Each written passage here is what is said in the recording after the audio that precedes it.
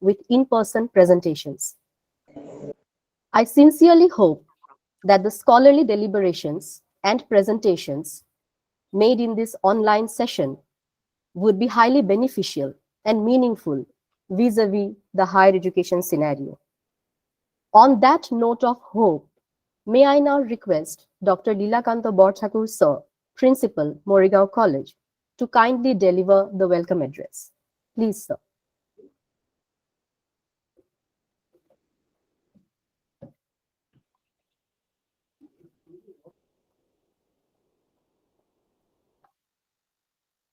I request Principal Sir to kindly deliver the welcome address. So,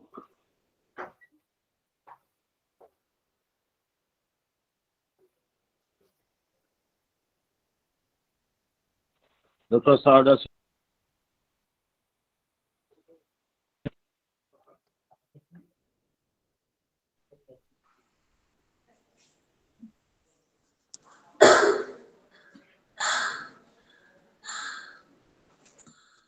I think some participants have am I switched on their mics. Kindly mute yourself.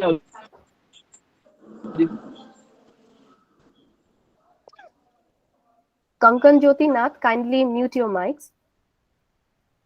So you're not properly audible. Your voice is breaking, sir.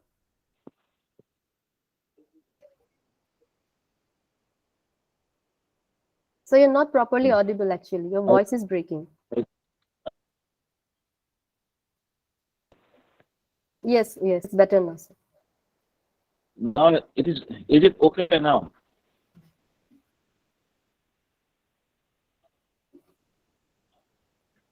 Yes, it is okay, sir.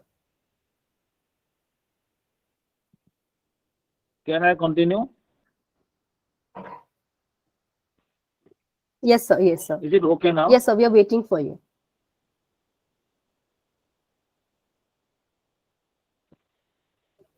Yes, sir. It's okay. You can continue, sir. We are waiting to listen to you.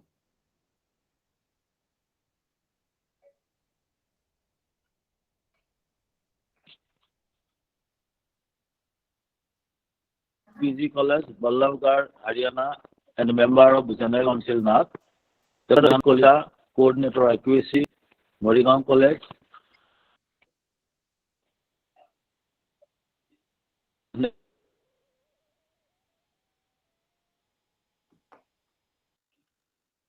National Seminar.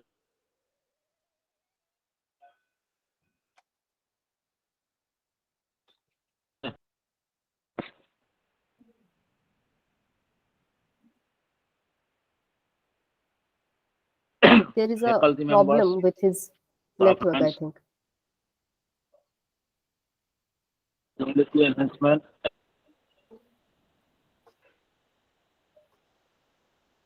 college. It is a great pleasure to have your presence here in this online session on the second day of the national seminar. Morigao College was declared a district in the year 1989. It is bounded by the mighty Brahmaputra on the north, Karbi Anglong district on the south, Nagaon district on the east, and the Kamrup district on the west. Culturally, it is a rich heritage center of the Tiwa tribe, which forms the majority of the population of Morigao is endowed with natural resources, rivers, water bodies, hills, and forests. King, Kalong, and the Kopili rivers flow through the southern part of the district. There are three reserve forests recognized under Assam Forest Regulation Act 1891. There is also a wildlife sanctuary named the Provitora, famous for Indian one-horned rhinoceros. The Sarang Hill is a large wetland situated 5 kilometers away from Morigao town. Sites of historical importance include the Devsal Temple, Baba Ganesh Khala, rock inscription at the Brahmayam, while Boghara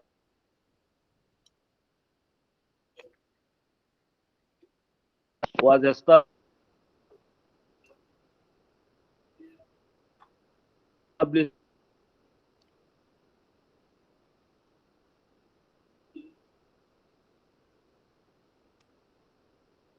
59 years education in the region.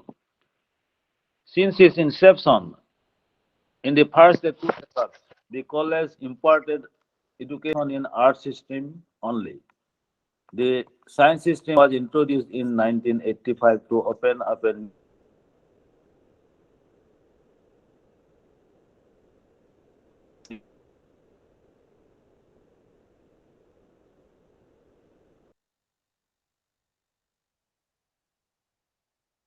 education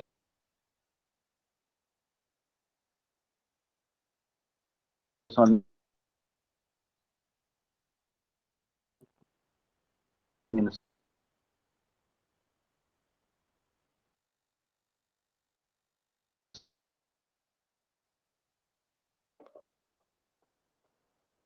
software.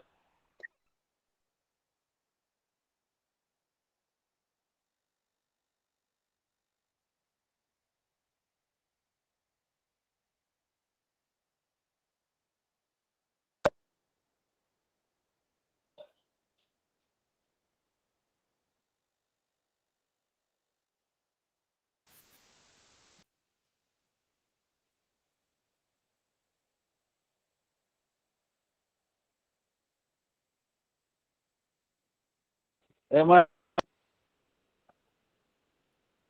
So there is an issue with your network. Uh, However, yeah. So would you please kindly conclude? I think we can hear you now. Kindly conclude the welcome address, sir, so that we can move ahead with the session.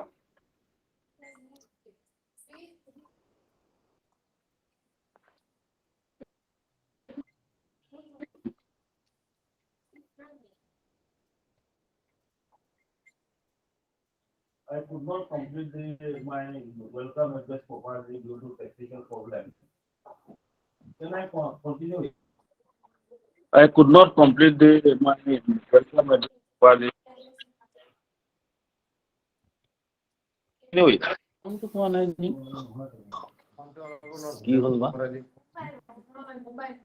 Okay, so there is an issue with his.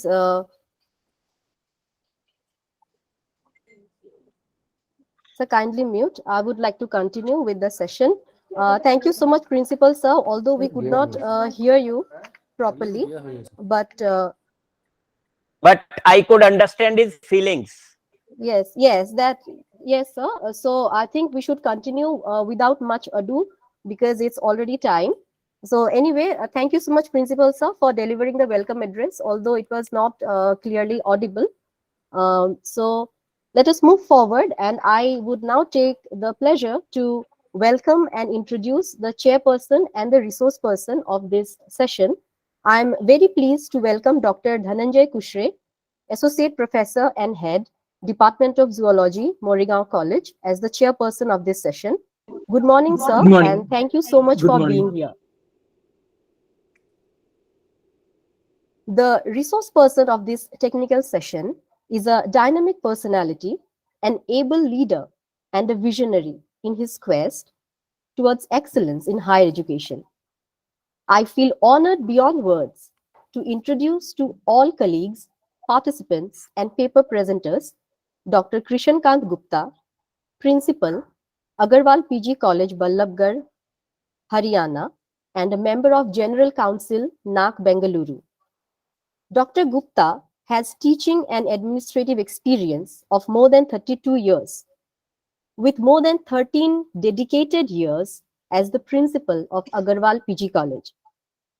A doctorate in physics, Dr. Krishan Kant is an outstanding researcher with more than 325 research publications in international and national journals and conferences. For academic and research pursuits, he has traveled widely to Asian countries as well as beyond the continent. Dr. Krishan Kant has been a part of peer team experts for assessment and accreditation of HEIs by NAAC. He is a member of various statutory bodies in different universities and has, to his credit, been awarded the Best Principal Award, National Education Excellence Award by the Honorable Governor of Haryana thrice, and the Vice Chancellor of MD Rohtak MD University, Rohtak. Dr. Krishan Kant is endowed with a vision to make quality and excellence the motto of higher education institutions in India. It is really difficult to sum up his achievements and leadership prowess in a few lines. However, I must mention here that Dr. Krishan Kant shares a very close relationship with Moregaon College. In the third cycle of its accreditation by NAAC in the year 2019, the college had Dr. Krishan Kant as one of the peer team members. In spite of his very busy and tight schedule, Sir has been very generous to us to have accepted this invitation. We are extremely fortunate to have you here again with us, Sir, and we are eagerly waiting for you to start today's lecture as a resource person of this session. It is over to you, Sir. This virtual platform is all yours, and we are all ears. Please, Sir, take over. Thank you, Dr. Sharda Sri Chaudhary ji, for such nice words. It's my honor, sir. At the outset, I thank the Honorable Principal, Dr. Leela Kant Thakur ji, the coordinator IQAC and convener of this very important conference, Ranjit Kumar Kalita ji, joint coordinator Dr. Arunima Sharma, of course Dr. Sharda Chaudhary, who could rope me in on this platform, though online, and the most important, the chairman of the session, my friend Dhananjay Khushre ji. 2019, almost 3.5 years back, I visited your esteemed institution as a peer team member, as Dr. Sharda Sri Chaudhary was talking about, and the memories are as fresh even today. When she called me, sir, we are organizing this 2-day conference sponsored by NAAC, and I want you to speak. Immediately, I accept the offer, and it's an opportunity for me to speak in this 2 days national conference. I congratulate the organizers because the topic of the conference, quality enhancement and quality sustenance in higher education institutions, is very important. Please request the audience participants to mute their mics. The word quality, it has been talked, it has been talking, and it will continue to be talked in all arenas. Maybe it is the industry or it is the higher education institutions and even the schools and universities. Because quality, as we all know, it is not a destination where you once reach, it is finished. It is an unending, never-ending journey. And when you reach and you achieve your goal, your quest to do more and more comes into picture, and every institution, whatsoever the size and dimensions, location, and other demographic dividends, aspires to be a quality institution. So from that point of view, the title of the conference is very well thought of, and the organizers deserve all the praise for that. In my presentation, I would like to deliberate and tell about what, why, how, and when about the quality. In fact, what I feel, quality, it is an assurance. It is a culture and process through which it is ensured, the institution ensures that the passing out graduates are useful. This is a very important word. The graduates, they have to be useful. Useful to the institution, useful to the society, useful to the industry, useful to various stakeholders, and they should contribute constructively in societal development and national development. And for that, the standards are maintained and even improved in higher education institutions. What is quality? It is an ever elusive and evolving, omnipotent and ubiquitous. Everybody wants it. Every institution wants it. So it has to be, and it is ubiquitous. As my title suggested, pathways for making a difference, quality assurance in higher education institutions, pathways for making a difference. So what difference do we really want to make? Higher education has a purpose. There is a difference. Purpose of higher education and higher education with a purpose. So I think higher education with a purpose is more important. Or mission underpinning national and societal development through skilled manpower, through producing competent and qualified graduates to meet the organizational needs in all sectors, pushing forward the frontier of knowledge via innovation and research. Meaning that quality is implicitly and explicitly about the outputs and outcomes of use that is fit for some purpose. This is a very important sentence. The outputs and outcomes, they have to be fit for some purpose. The stakeholders of the provider and the user, the move forward towards improvements for innovations, the actions and activities in doing something. What is quality? Quality is system improvement. It is not a one-shot affair that I do it today, it will remain there for a longer period. It is not a one-shot affair. It is not a destination, as I told you, rather unending journey, slow and steady. Quality is not an act, it is a habit. Quality is a matter of choice. Quality is a matter of conviction. Quality is a certitude. Different institutions, as I told you in the beginning, depending upon their location, depending upon their geographical conditions, their resources available, the meaning and the dimensions, they change. In the context and perspective of quality, its meaning, dimensions, the prospective and perspective plans of the institution which they develop for maintaining and improving quality and implementing framework change with the scenario, milieu and the environment. What is the purpose? Purpose is quality is conformance to mission, vision, objectives and standards. Accountability.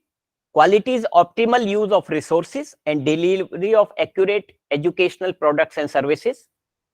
Transformative point of view. Quality is positive change in student learning experience and professional and personal development.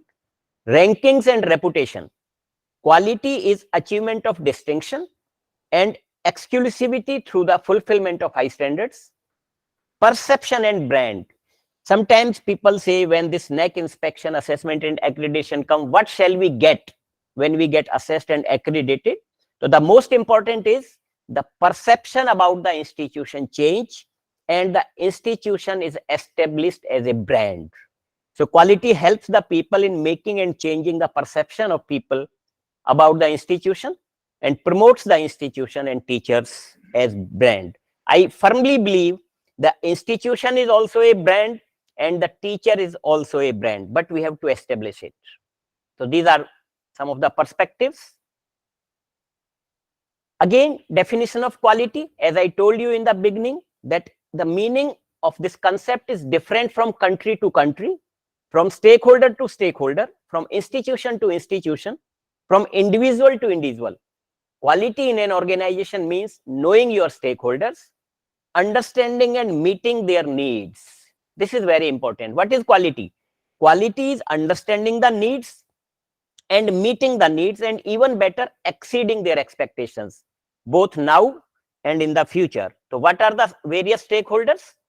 And the two main definitions, if in brief I tell you, quality, fitness for purpose, satisfying consumer expectations. So these are some of the stakeholders for when we refer to higher education institutions. Students are the customers, industry and society are the beneficiaries, parents are the investors, and faculty as service providers. And once the faculty are the service providers, so we cannot say no in any situation since we are the service providers. The other ones can be the fund providers, taxpayers, state and community, users of products and services, users of outputs like graduates, which are passing out from the institutions, employees of the sector itself. Quality notions and their realization through. How to realize quality? So, as I told you, the stakeholders satisfaction, value for money and return on investments, transformation in the students, excellence and fitness for purpose. And it is a chain reaction and it is a collective responsibility starting from the teachers, the academic leaders, management, society, students, graduates, government, administrators, policymakers, and institutions. When they come together, they keep together, they work together, then a path is paved for the sustenance and enhancement of quality in higher education institutions. Quality assurance. How to define quality assurance? Part of quality management focused on providing confidence that quality requirements will be fulfilled. For higher education, the totality of planning and implementation principles and their documentation. For education, research and development, societal contributions, and administrative processes of an institution, which are developed in compliance both with the mission and goals of the institution and with national needs and international standards. And the basic principles, a quality assurance system should be in compliance with the mission, vision, strategic goals and objectives. It should be in compliance with its declared quality policy. Processes should be managed in concordance with institutional values and goals. The principles, definition and job descriptions for all the processes should be in written form.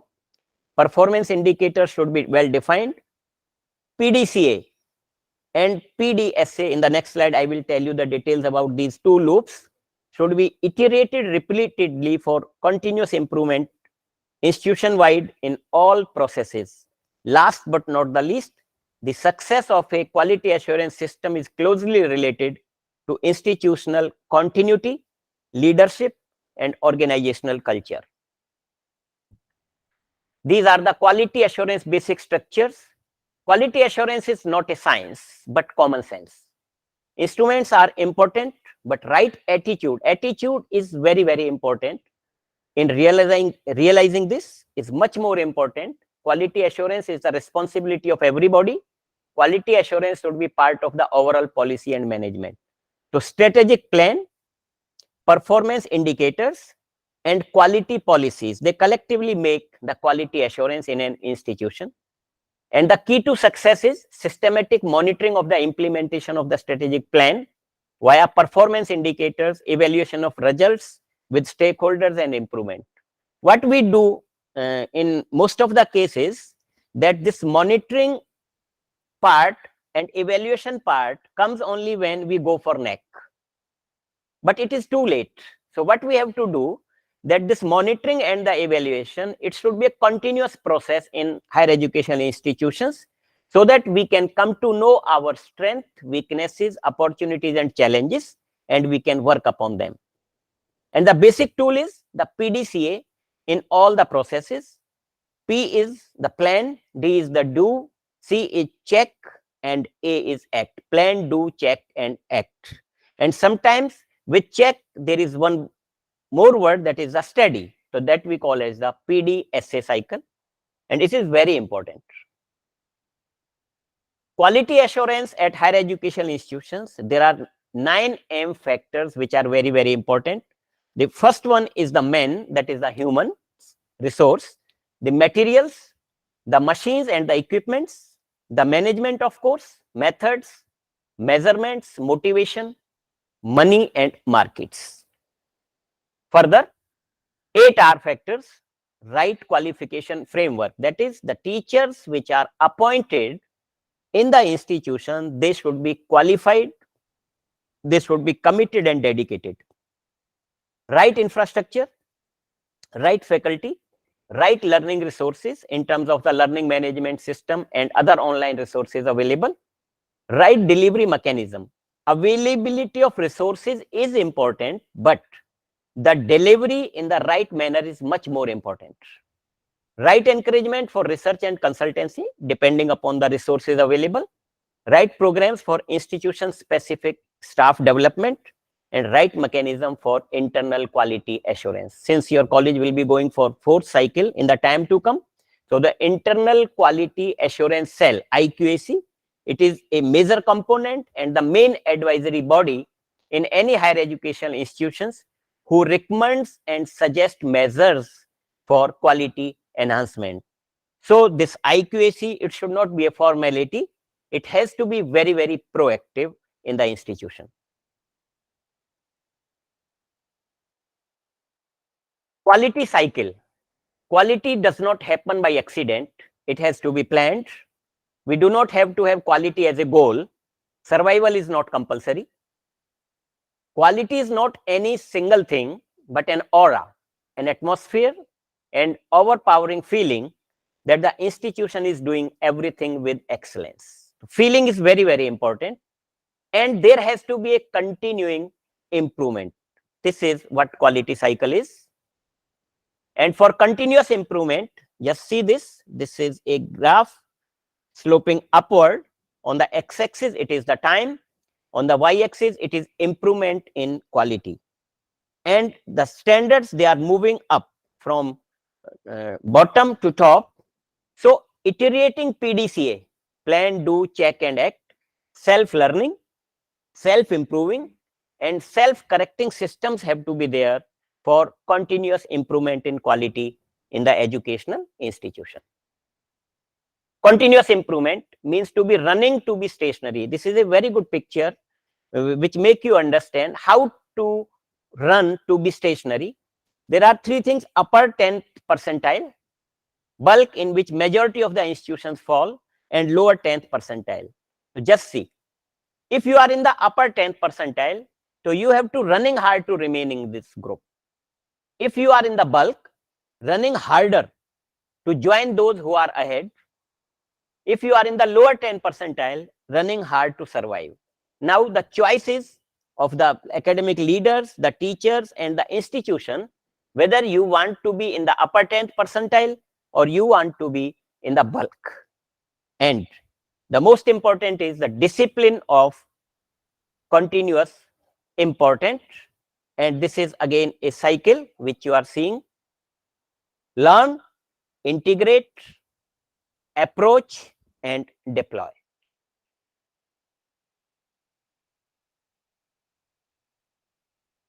Why quality is important? Why everybody is talking about quality? And you know, in the academic arena, there are two buzzwords these days. One is the quality and other is the skill.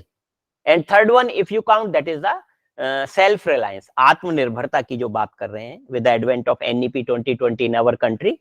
So why quality is important? It makes the students capable of contributing their best in both individual and community developments. It focuses on the social, mental, physical, emotional, cognitive, and economic development of every learner, is irrespective of their race, ethnicity, gender, geographical location, or socio-economic status. Why quality assurance is important? Quality assurance helps to ensure that organizations create holistically developed graduates, and it is the sole responsibility of the organizations also that meet and even exceed the needs and expectations of consumers and customers. Graduates equipped with and laden with desired course outcomes, and program specific outcomes result in satisfied customers, whether it is society, industry, or investors, which can result in customer loyalty with enhanced progression and placements, funding and advocacy for your brand, your organization, or the manpower. So both are very, very important. Quality is important. Quality assurance is important. And to have quality in the institution, what we need to have in the institution? Assurance. And for that, we have to adopt, adapt, and act. What we have to adopt? In the next slide, I will show you there are certain best practices which are available in every institution. So what we have to do, we have to identify the strength, we have to identify the best practices even from other institutions, improvise them as per our resources, as per our conditions, and implement them in our own institution. Culture, content, and check has to be there. Displays and efforts are very, very important. You are making efforts, but if they are not displayed in the institution, the impact is less. Feather flocking, this is very, very important. The like-minded people, the people who understand the concept, the people who have a vision, who have a mission that quality should sustain in our institution, they should flock together. Gurus, the teachers have a very, very important role. And finally, we have to convert and we have to develop a feeling among the students and the employees that we have to change from human being to being human. And for that, the idea and the intent is very, very important. Friends, everybody dreams, speaks, talks, wants, proclaim, preach about quality.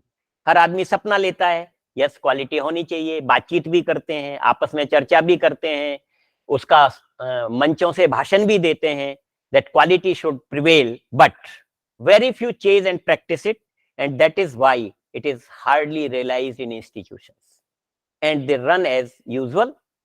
Intent and content is very important. Unless we have the intent, unless we have the content, quality, we cannot and we should not talk about quality. First, we have to have the intent and content, and then the honest efforts can be made. I was telling you that we have to identify the best practices, then we have to implement. After implementation, they should reflect from the institution working. Institutionalization, internalization, and dissemination is very, very important. Or for these best practices, what best practices we have to identify, we have to implement. An academic leader, that is the principal of the college or the teacher, they should have answers to these questions. What, why, when, whom, where, and how. And if you have clear-cut understanding of these questions and you have replies to this question in your mind, no one can stop you in establishing a quality culture, quality assurance, quality policy in your institution. And the more important is to sensitize various stakeholders and the HEIs to replicate and learn from the best practices prevailing in other institutions. Individual values and institutional values collectively make institutional efficacy. Quality, it is reflected from the results, the academics, the culture, the extracurricular and co-curricular activities, including sports and research. Quality of product is decided by the quality of process. Input, process, and output. What is the input in our higher education institutions? Input is the students which we get at the time of onset of the session. Process is to which the students are subjected to, so that they graduate from the institution. And output is again the students. Unfortunately, in our country, we are following the factory model of education. In factory, the raw material come, it has the same behavior, no difference. It is subjected to a standard process, and the output come, the product come and sent to the market and it is used. But when it comes to higher education institutions, wherein we are getting students, they cannot be considered as a raw material, because we have advanced learners, we have moderate learners, we have slow learners, but we are treating them as a raw material, and that is why the situation is like this. This majority of the students, they are unemployable, and so many cynical soundings are there when we discuss in groups in educational institutions. So quality assurance and quality control are paramount to an organization's long-term success, failing which the institutions are either closed or become sick.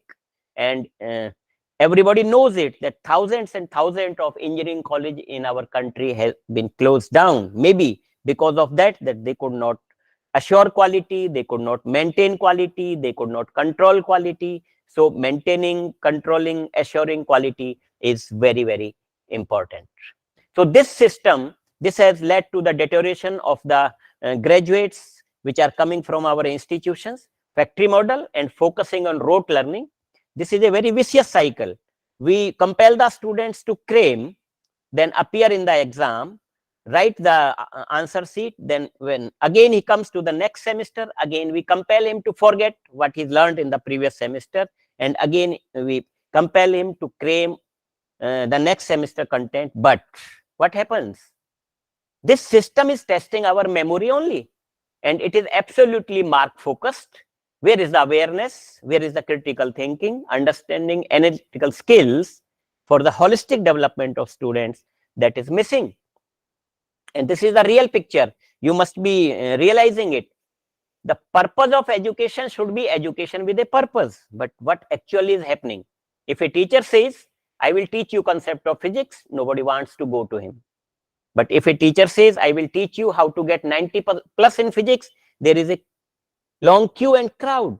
So this is the real story and the real picture of our education system these days.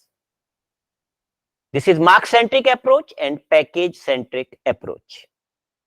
So what is the overall result of this system? We become part of the crowd. And someone has rightly said, भीड़ का हिस्सा बनोगे तो भेड़ बन जाओगे.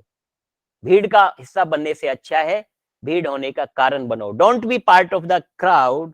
Be the reason so that the crowd is behind you. And I personally believe that the most successful person who can pull people or crowd after him, this is when you convert your signature into autograph. And for that, the individual efforts will work. But if we work collectively in an institution, open hand versus closed fist, practical application for progress. And we have to convert, we have to change this feeling that I am doing it. Change a feeling from I to we. And when I is replaced by we in illness, it becomes wellness.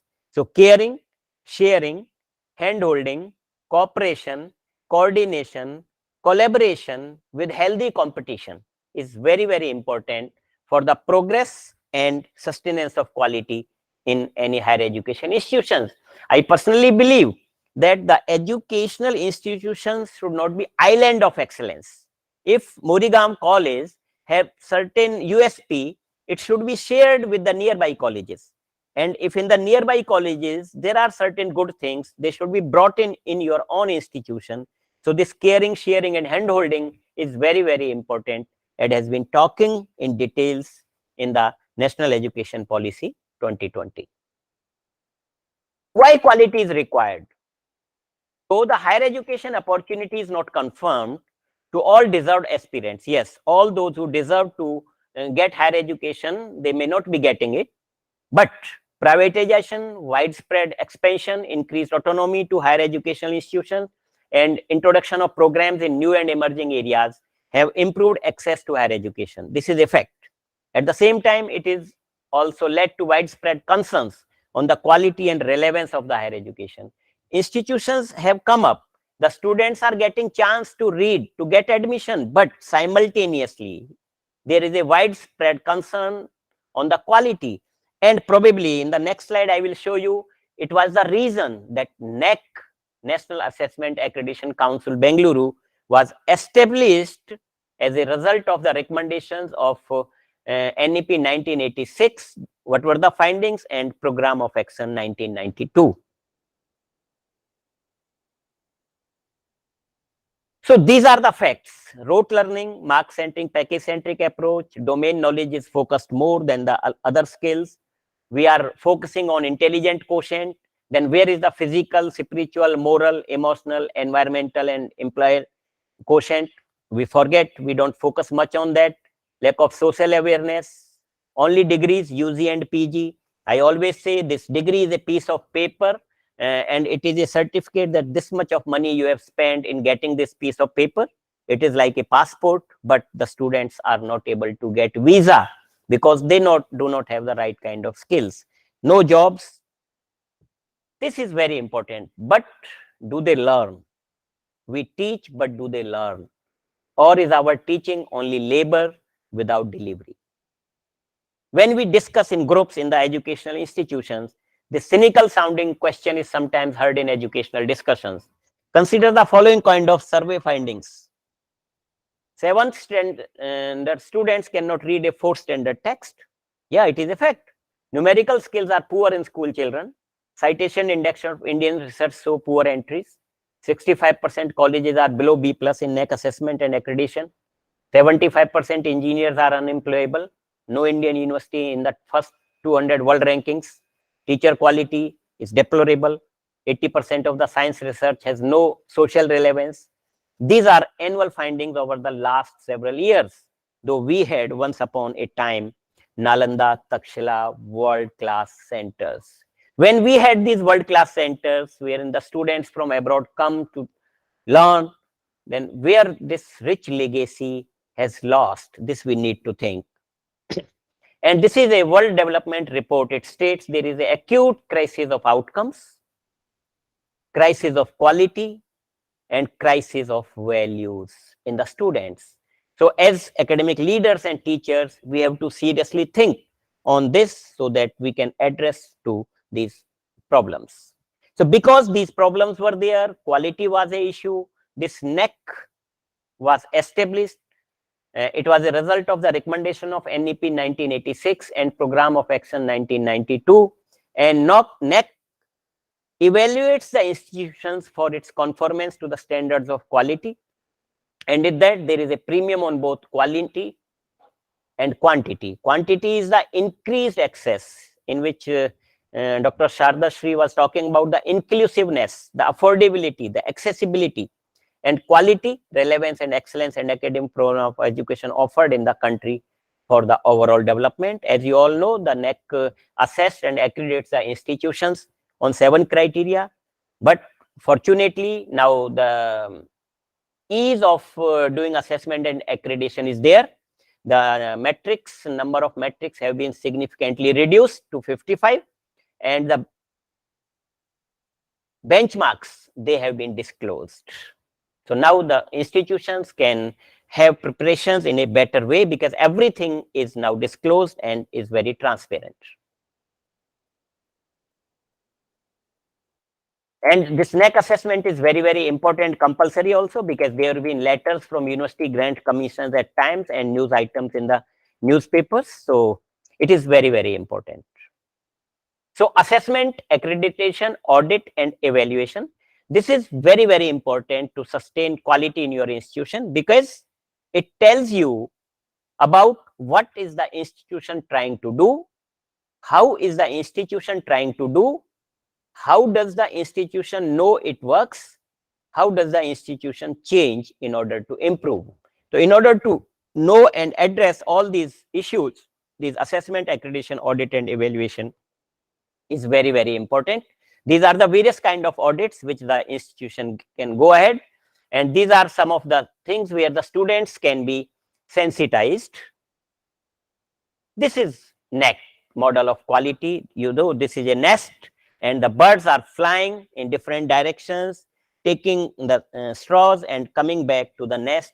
So like in the IQAC in any higher educational institution, whatever good things you find at any place, you take it, you collect it and bring it to IQAC so that a beautiful nest can be formed or a culture of quality can be established in the higher education institution. This is a very good slide. Internal quality assurance system.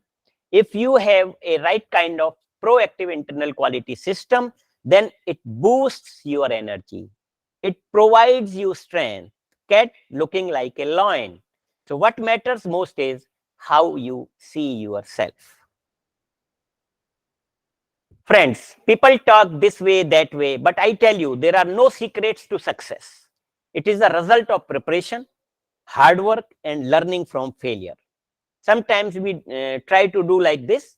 What cannot be cured must be endured. NAAC can neither be cured nor be avoided. So we have to endure it.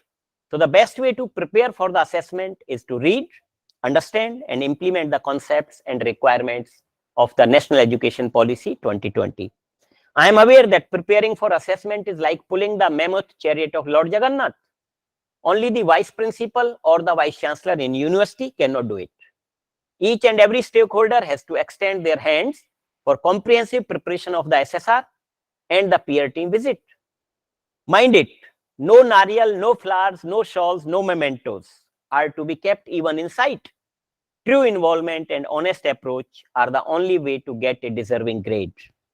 I am aware that NAAC usually gives less than we desire and more than we deserve. Satisfaction and preparation for the next assessment alone are the proper ways. We have to always keep these sentences, these words or these feelings in our mind before going to NAAC. But what actually is happening? We are running behind the grades, not behind the quality. So run behind quality process and not behind metrics. Sometimes in the chase of Jem and Jerry, Jerry always wins. You know why? Jem runs for food, but Jerry runs for life. So the purpose is more important, what you are doing. So the purpose of any higher education institution is quality, sustenance of quality, enhancement of quality, and for that we should make efforts. So purpose of education or education with a purpose, nurturing students' creativity holistically for addressing the worldwide challenges and concerns and becoming long-lasting learners and responsible citizens through a pragmatic paradigm based on conceive, believe, and achieve is very, very important. And the real purpose of education is to make every human to be a better person with love for oneself, others, and for the nation. We must understand that a child is not a vase to be filled but a fire to be lit. ये हमेशा हमें अपने ध्यान में रखना चाहिए. Education should aim at building a new society of love, justice, equality, and peace. It is the lamp which should kindle the fire in preparation for the adventures of life and to face any kind of situation with confidence. Knowledge-driven society is there, knowledge-driven economy is there as of now, where skill and values are currency. This the students should understand.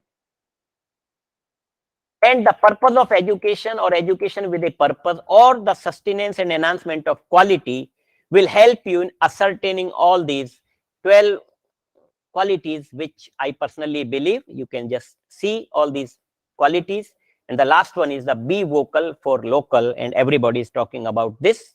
And the purpose of education should be to educate. We only focus on educate as of now, but the purpose should be to educate, to encourage, to enlighten, to empower, and to make them employable. And we should understand that education not for living, but for life. ये जीने के लिए नहीं है, बल्कि जीवन के लिए है education. And now, looking into the situation, there is a wake-up call for regulatory bodies, policy makers, domain experts, multilateral agencies, opinion makers, industry experts, academic leaders, teachers, because there is a wake-up call. I think that is why this Morigaon College is organizing this 2 days national conference, because unless we talk from various platforms about the issues, how shall we sensitize the people? So quality has become a buzzword in the academic arena. And what NEP is saying, let us make our students holistically developed and self-reliant. It is not a new sentence. Maybe several decades ago, Swami Vivekananda talked about this, that education should be where the strength of mind is increased, character is formed, intellect is expanded, and it makes one to stand on its own feet. This is what actually the NEP 2020 is saying now.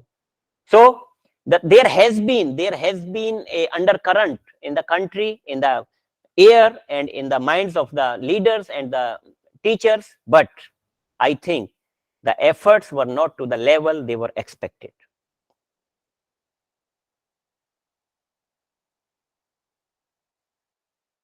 Access, equity, quality, affordability, accountability, it has to be there for all the students, all the inhabitants, residents of our country. So the basic thing what NEP is expecting is that output to bahut ho gaya. Now the focus should be on outcome. Quantity kafi ho gaya. Now the focus should be on quality. And from academic development, we have to focus on the holistic development of students wherein the students have knowledge, skill, capacity, competence, and values. And for that, the role of teachers and educators is very important. This is not the first time that some education policy has come in the picture. This is the evaluation.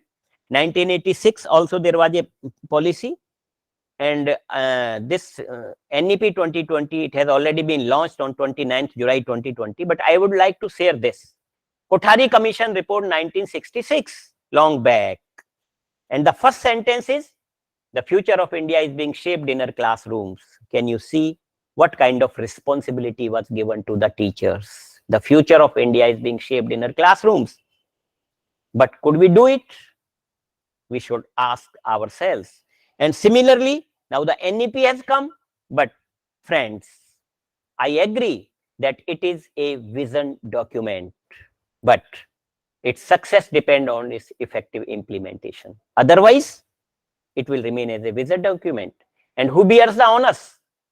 We, the teachers, we are the real implementers. But the big question is that are we really prepared and have the requisite skill to navigate? That we have to think. And for implementation, we have to prepare the perspective plan, the institutional development plan, strategic plan with defined timeline. Or for this, the academic leaders, the teachers, the students, the stakeholders, all as a team should anticipate what changes are required. We have to adopt those changes. We have to adapt to those changes. We have to make ourselves skilled, adapt, innovate, invent, and implement. And if we have to realize and actualize the transformation which are expected in NEP 2020, then we have to make solid and strong determination. किसी ने ठीक कहा है, विकल्प रहित संकल्प, there should be no alternative. विकल्प रहित संकल्प से ही शक्ति और शक्ति से सिद्धि की प्राप्ति होती है. Now, NEP has already advent in our country and the winds of changes are blowing. But again, you have choice. When the winds of change blow, some find shelters and some make windmills. Choice is yours as academic leaders. I think we as academic leaders and teachers, we should not find shelters. We should make windmills. Two things are very, very important. Niyat, what are your intentions? Niti, what is the policy? If the niyat or niti aapki dono theek hai, so the destiny will be good. It is for sure. Now we have two choices. We cannot become what we need to be by remaining what we are today. It is a fact. If it were left to us, we would all stay safely inside our comfort zone. But the important is be the change you wish to see in the world. This is very, very important. And this is a very good picture starting from cocoon to butterfly. Be the change what you want to see in your students as the students emulate you. It is not necessary to stay up to date. It is very important to stay update. Never stop learning. Cultivate the desire for self-directed lifelong learning. Develop interesting course material and learning materials and ensure proper delivery and communication in the classroom. That will ensure quality. Avoid, ये बहुत important है, आप कुछ लोग हंसेंगे भी इस पे. Avoid celebrating the silver jubilee of your notes. We are not changing our notes. We are not updating our knowledge. So please avoid celebrating the silver jubilee of your notes. Update yourself.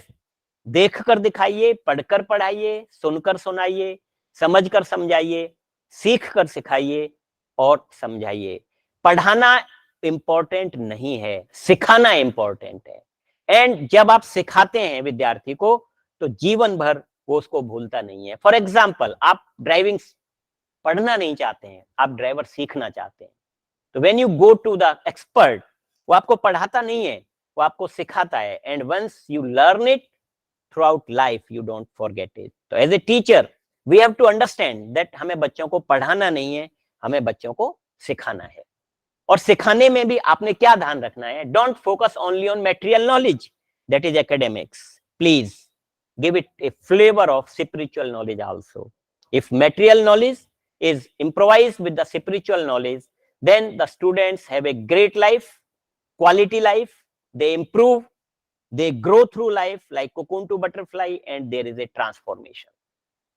On the other hand, if you give them only material knowledge, you focus on marks, you focus on package, only domain knowledge, only intelligent quotient, then they have only great lifestyle, but it doesn't do anything to their inner systems. They have no quality, they have quantity to show. They are stressed, depressed, oppressed, but still well dressed. Instead of improving, they try to prove to the world. Instead of growing through life, they go through life. A very beautiful picture, starting from doodh ki bottle going up to glucose bottle. And instead of transformation, there is an information. So as a teacher, as an academic leader, you have to think that whether we want to develop holistically our students so that there is a great life, quality, improvement, growing through life and transformation, or just we want to give them material knowledge. What actually is happening? Quality in higher education institutions. How do we see it? It is a very popular story. There are some blind people. They have entered in a hall and there is an elephant standing over there. And they were asked how the elephant look like. Somebody is saying it's like a fan, wall, this. If we do it like this, then quality culture cannot be sustained and enhanced. So we have to take it holistically in a comprehensive and wholesome way. Understanding the concept, developing the mindset, building an attitude, that is very, very important. So there is a strong need to address these challenges uniquely. Now every problem has two solutions. Hindi mein shabd wahi hai, bhag lo ya bhag lo. Choice is yours. Either you want to run away or you want to participate. And for that, you have to building an attitude, thinking out of the box, developing an ecosystem. See this figure in which there is a broken egg. It is coming from inside. The force is from inside and the life is beginning. But if we put pressure on the egg from outside, it will break and the life will end. So it is very, very important that the attitude is beginning from the within or it is from the outside. So inner developing it from the inside is very, very important. And we have to do the smart work, not hard work. Hard work or smart work, ये figure मैंने इसमें रखी है. Now the meaning is changing, the concepts are changing, so we have to change the stories also. Old crow, thirsty crow. Now why he will bring pebbles, put in the pitcher, water level will come up and it will drink water and fly away. He will simply purchase a straw from the market, will put in the pitcher, drink water and fly away. So this is how we have to work smart, not hard. And the most important is we have to talk to ourselves sometime. Who am I? Whose am I? And what am I? This is a figure which I like the most. A chain is only as strong as its weakest link. Yeah, this is a hard fact. So what are the various parameters? I have listed the 7 parameters on which the NAAC assessment and accreditation is done. So you see, these are the vital and crucial academic and administrative components in any educational institution that require meticulous planning and responsible execution, chiefly through teamwork and coordination for the sustenance and enhancement of quality. Where any one of these receives inadequate attention, all the 7, if any of these receives inadequate attention, the other may fall away, bringing the whole educational efforts to little or no value. So we have to be very, very careful about this. This is a very good picture. It will attract your attention also. Dekhiye, he is a laborer boy. He doesn't have that much of resources. But whatever resources are available with him, he has made the throne and he is sitting on it, and see the level of confidence he has. So mindset is what separates the best from the rest. So mindset is very, very important for us. We should not make perception at an instant. Perception is very important, but shape it carefully. This is what I want to say. And you can do anything. There are certain stories. Mountain man Manjhi, he could make a way through the mountain. The waterman Rajendra Singh. And if you can dream it, then you can definitely achieve it, but you have to believe in yourself. And I tell you, every student is a bright student in your class. You have to work like a sculpture and you have to remove the unwanted stone, then the beautiful idol will come out of it. That we have to realize and we have to do it. 24th January, that is yesterday, it was the death anniversary of Homi Jahangir Baba. So I thought that I should take one quotation, and I like this quotation personally. इंसान सिर्फ उसी चीज में सर्वश्रेष्ठ कर सकता है जिसे वह पूरी शिद्दत से चाहता है. So that is very, very important. And we, the teachers, are agent of change and career anchors. This we have to understand very well. And the teachers have to know their students. What are the learners? Who are the learners? What do learners need to be able to do? Why is the subject necessary for this learner? How can the learner best learn the subject? We have to reply to these 4 questions. We have to identify these 4 questions. And only then we should prepare our course curriculum and course content. If we will do like that, definitely the students will be developed holistically and they can contribute significantly for the development. Who are the learners? What do the learners need to be able to do? Why is the subject necessary? And how can the learner best learn the subject? So for that, there is a need to reorient education. Education कैसी होनी चाहिए? Socially, locally need-based, socially relevant, nationally important, and globally significant. Friends, a college building is not just a collection of bricks and mortar. It's a dynamic learning environment, and for that, we need capable, committed, competent, disciplined, updated, and dedicated teachers, and simultaneously the students who have desire to learn and will to acquire skill. अब आप कहेंगे कि there are different types of institution. India is a large country, lot many diversities and this and that. Yes, I do agree. India has over 51,000 higher education institutions.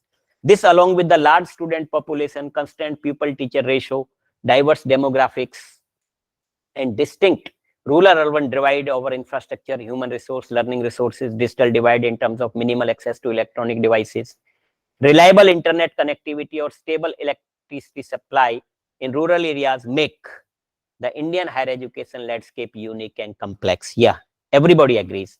The pandemic-related challenges of obviously Corona have added additional layers of complexity. Given the diversity in our institution and challenges faced by them, Indian HEIs cannot rely on a one-size-fits-all strategy. Yes, different approaches will need to be applied while planning the practices to achieve the learning outcomes. Besides focusing only on learning outcome-based curriculum, Indian institutions need to go one step beyond online classrooms to build strong institutional capacity to maximize outreach. So this is the end note. Quality assurance क्यों चाहिए? Quality assurance is like adding brakes to cars. The purpose of brakes is not to stop you. It is to enable you to go fast. Brakes help avoid accidents caused by mechanical failures in other cars, rude drivers, and road hazards. Quality assurance must be internally driven and become a need rather than an obligation.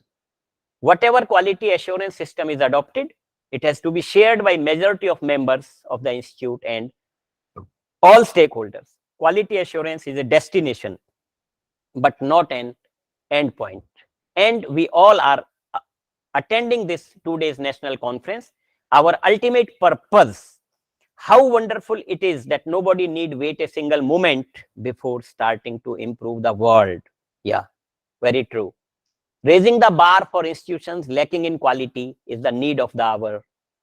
It is more important to move in the right direction at the right time rather than just at the right speed. And in our institution, the environment should be like where the knowledge students surely have pleasure to receive, the mentors, that the teachers are capable enough to make them believe, the goals students would find easy to achieve. The vision must be followed by the venture. It is not enough to stare up the steps. It is not enough to stare up the step. We must step up the stairs. Plan your work and work your plan. It is the teacher that makes the difference, not the classroom. The influence of teachers extends beyond the classroom, well into the future. It is they who shape and enrich the minds of the young, who touch their hearts and souls. Coming together is beginning, staying together is progress, and working together is success very important. आपको ये करना चाहिए, जो भी लोग इसमें आज जुड़े हुए हैं, जीतूंगा मैं, ये खुद से वादा करो। जितना सोचते हो कोशिश उससे ज्यादा करो, तकदीर भी रूठे पर हिम्मत ना टूटे, मजबूत इतना अपना इरादा करो। क्योंकि स्वर्गीय अटल बिहारी वाजपेयी जी कहते थे, छोटे मन से कोई बड़ा नहीं होता, टूटे मन से कोई खड़ा नहीं होता। तो हमें ये चीजें नहीं करनी है। और टीचर्स के लिए ये मैंने लाइन लिखी है, ये बहुत इंपॉर्टेंट है। In the climate and context of commercialisation, communalisation and centralisation, a coach, a teacher or counselor who create, conserve and cater knowledge has to collaborate, coordinate and cooperate, and converts a student chela from carbon to crystal. Very important. And it calls for chiseling under coercion and conscientious coaching, completely and compulsorily crushing and curbing craving. Rote learning की जो हम बात कर रहे थे, इसको हमें कर्ब करना पड़ेगा। Craving for carving is crucial, critical and compelling to create caliber and characteristics like communication, collaboration, creativity and critical thinking for comprehensive development. अमृत काल चल रहा है, जैसा माननीय प्रधानमंत्री मोदी जी कहते रहते हैं। तो in this we have to take, बड़े संकल्प लो, आप दास्ता से निकलो, जो प्री कंसीव्ड बायस है हमारे अंदर उसको निकालना पड़ेगा। We should have proud on our heritage, विरासत पर गर्व होना चाहिए। सर्वश्रेष्ठ बनने के लिए एकता और सामंजस्यता होनी चाहिए, हर इंस्टीट्यूशन में होनी चाहिए। कर्तव्य बोध बहुत इंपॉर्टेंट है। एंड बिलीव ऑन लीडरशिप, नेतृत्व पर भरोसा। I have been impressed with urgency of doing. Knowing is not enough, we must apply. Being willing is not enough, we must do. अब आप, हमारे पास दो चॉइस हैं, जैसे मैंने कहा था लास्ट स्लाइड, कि आइदर यू फाइंड शेल्टर्स और you make wind mills. Albert Einstein बहुत बड़े फिजिसिस्ट हुए हैं, once said that a ship is always safe at shore, but that is not what it is built for. And I think that really resonates with us all in a way. It is to show that though we may always be safe when docked up and comfortable, it is not our purpose. We have to change with the time. We have to update ourselves. It's very important. And we have to adopt this habit that we have to learn, unlearn, and relearn. And for all my teachers, a teacher is a topiary artist who shapes, cultivates, grows, illuminates minds.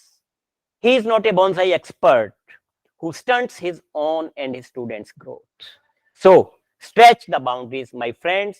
Come out and decide that we will make all efforts to the maximum extent so that the quality can sustain and enhance in our respective institutions. So, finally, awake, arise, keep renewing to upgrade performance, sharpen the saw or get lost.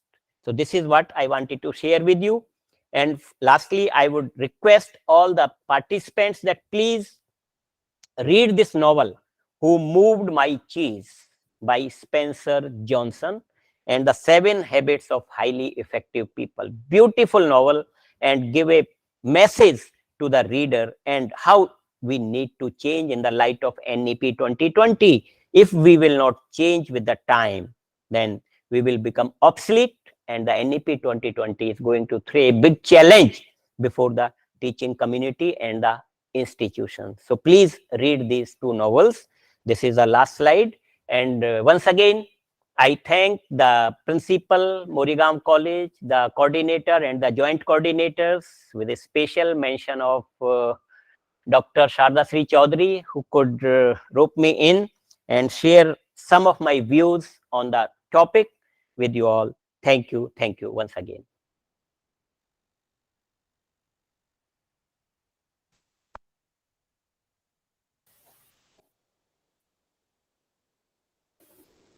Thank you so much, sir. Thank you so much, Krishan Kant, sir. Thank you. It was overwhelming listening to you, sir.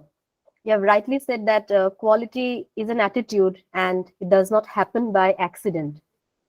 As the leader, as the principal of an institution, an academic institution, which in itself is a model of excellence, your attitude and your vision is very palpably evident from the presentation that you have given. Thank you so much, sir. We are indeed very grateful to you for having joined us and having accepted this invitation. Once again, thank you so much, sir. A seminar like this needs a resourceful lecture like yours. May I now request the participants who have joined here to kindly interact with sir, and the session is now open for discussions. Sir is ready to take questions. Yes. Participants, please. Sir, namaskar. Namaskar. Sir, namaskar. Excellent presentation, sir. Thank you. We have learned a lot in the field of education, and we are very lucky that we have got so many resources from you, sir. It was most deserved for us, sir. Thank you. May God bless you, sir. Thank you. Thank you, Dr. Budhin Saikia, for your response. Sir, I think we should move ahead with the technical session. Maybe we can take the questions later on, if it is all right with you. With your permission, sir. Yeah, sure. Please. Yeah, I had a question, but then I think I would postpone it to sometime later. Because we are running short of time and there is a time constraint, as always, may I now move forward with the technical session.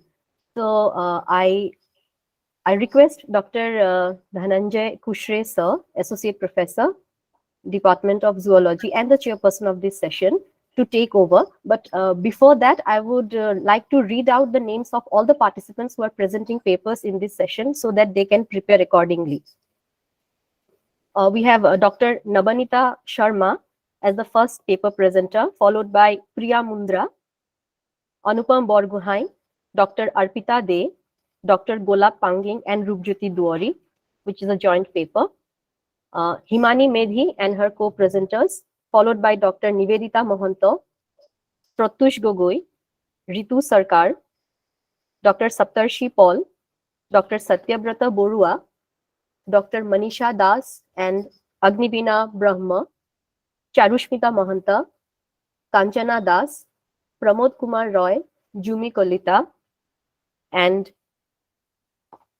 Nidarshan Nandan Kaushik with his co-presenter Megha Chaudhary. So we have 17 papers in all, and I think we shall be giving all presenters 7 minutes time for presentation. So now may I request Dr. Dhananjay Kushre, sir, the chairperson of this session, to kindly take over. It's over to you, sir. Excuse me, ma'am. It's me, Himani Medi. Yes, Himani. Ma'am, please schedule my presentation at the last. Because of my some sickness, I am not able to present Okay, at the early. that's all right. That's all right. That's all right. Okay. Okay, ma'am. Thank you.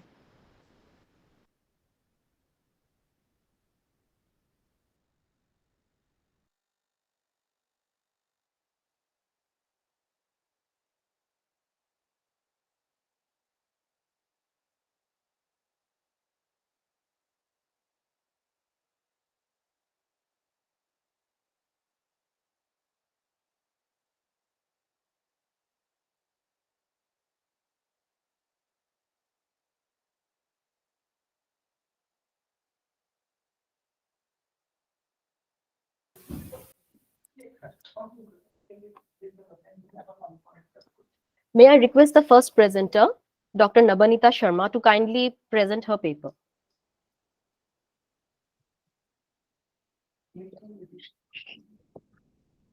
Ma'am, am I audible? Yes, ma'am, you're audible. Okay.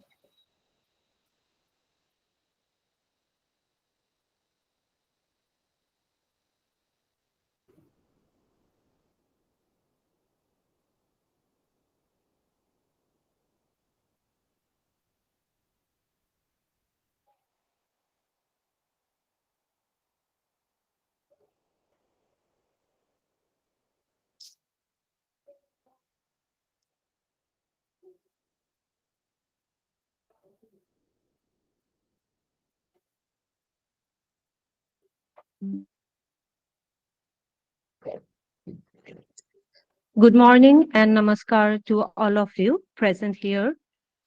I am Nabanta Sharma, Assistant Professor, Department of Education, Kumar Bhaskar Verma Sanskrit and Ancient Studies University. And the title of my paper is The Forward-Looking Vision for Quality Higher Education as Reflected in National Education Policy 2020 and Analysis. National Education Policy, in short, which is known as NEP 2020, aims to transform education system in India. NEP 2020 has emerged out of the need to meet the demands of the 21st century. NEP 2020 has tried to ensure the quality and Okay, excellence sir. in higher I can see that education. you are still logged in, sir, but I understand. It's all right, sir. Yes. And sir, thank Am I you so much. audible, I ma'am? will talk to you, sir, later. I like it was really an overwhelming lecture. Yes, sir. An eye-opening, overwhelming, and a much-needed lecture at this hour. Thank you so much, sir. I can never thank you enough. Thank you enough. Yeah, Hello, thank you. hello. Thank you. Am I audible, ma'am?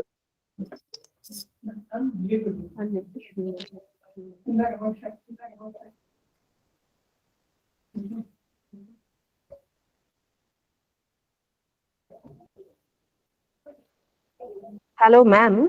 Yes, yes, yes, ma'am. Yes, my voice is audible? Ma'am, your voice is audible, you are visible, and the slides are equally visible. Ma'am, please go ahead. Okay. NEP 2020 has tried to ensure the quality and excellence in higher education as it decides a nation's economy, social status, technology, acceptance, and healthy human behavior. This policy specially emphasizes at quality of higher educational institutions and establishing India as a global hub of education. And accordingly, it has highlighted certain issues in this regard, which are currently prevalent in higher education sectors, like a severely fragmented higher educational ecosystem, less emphasis on the development of cognitive skills and learning outcome, a rigid separation of disciplines with early specialization and streaming of students into narrow areas of study, limited access particularly in socioeconomically disadvantaged areas, limited teachers and institutional autonomy, etc. So, thus, in order to eliminate these various issues in higher education, NEP 2020's prime focus is on providing flexible curriculum through a multidisciplinary approach, creating multiple exit points in what would be a four-year undergraduate program, catalyzing research, improving faculty support, and increasing internationalization of higher education and for ensuring quality and excellence in higher educational institution, NEP 2020 has put forwarded its certain concerns towards higher education. And in this table, I have mentioned NEP 2020's concerns towards higher education. But in my paper, this paper has been delimited to two major concerns out of these various concerns, that is holistic and multidisciplinary education and internationalization of higher education.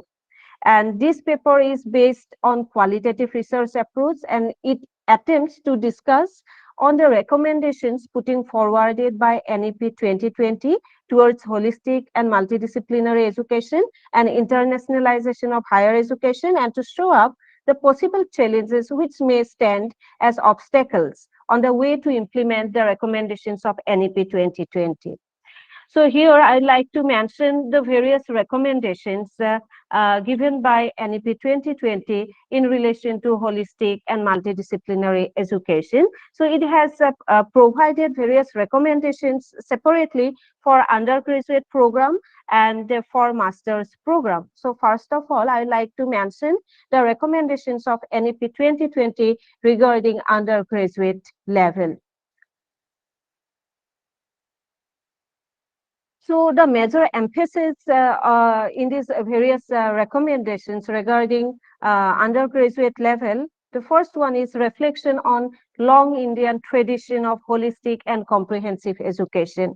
This policy has highlighted that the concept of holistic development is not at all a modern concept. Rather, the practice of this kind of education was there in ancient Indian higher educational institutions like Takshashila and Nalanda. It has also specially mentioned about Banabhatta's Kadambari, where education is defined as knowledge of 64 kalas or arts. This definition indicates that education should be very much holistic, comprehensive, and multidisciplinary in nature. And as such, NEP 2020 has emphasized on the need of reimagining and reintroducing it according to the need of the 21st century. Then the next emphasis that is found in the recommendations of NEP 2020, that is integration of different disciplines along with science, technology, engineering, and mathematics. And it believes that this integration of various disciplines will bring positive learning outcome like creativity and innovation, critical thinking, higher order thinking, etc. In this regard, it is remarkable to mention that IITs are suggested to incorporate with more arts and humanities. Then another important focus for ensuring quality and excellence in higher educational institution, that is redesigning of curriculum. And for this, the NEP has stressed on combination of various disciplines and multiple entry and exit. It believes that imparting of high quality multidisciplinary education is possible through large multidisciplinary and holistic universities. And in this regard, it has suggested to establish around 20 departments in every higher educational institutions. And also it has suggested to strengthen if these departments are already existed.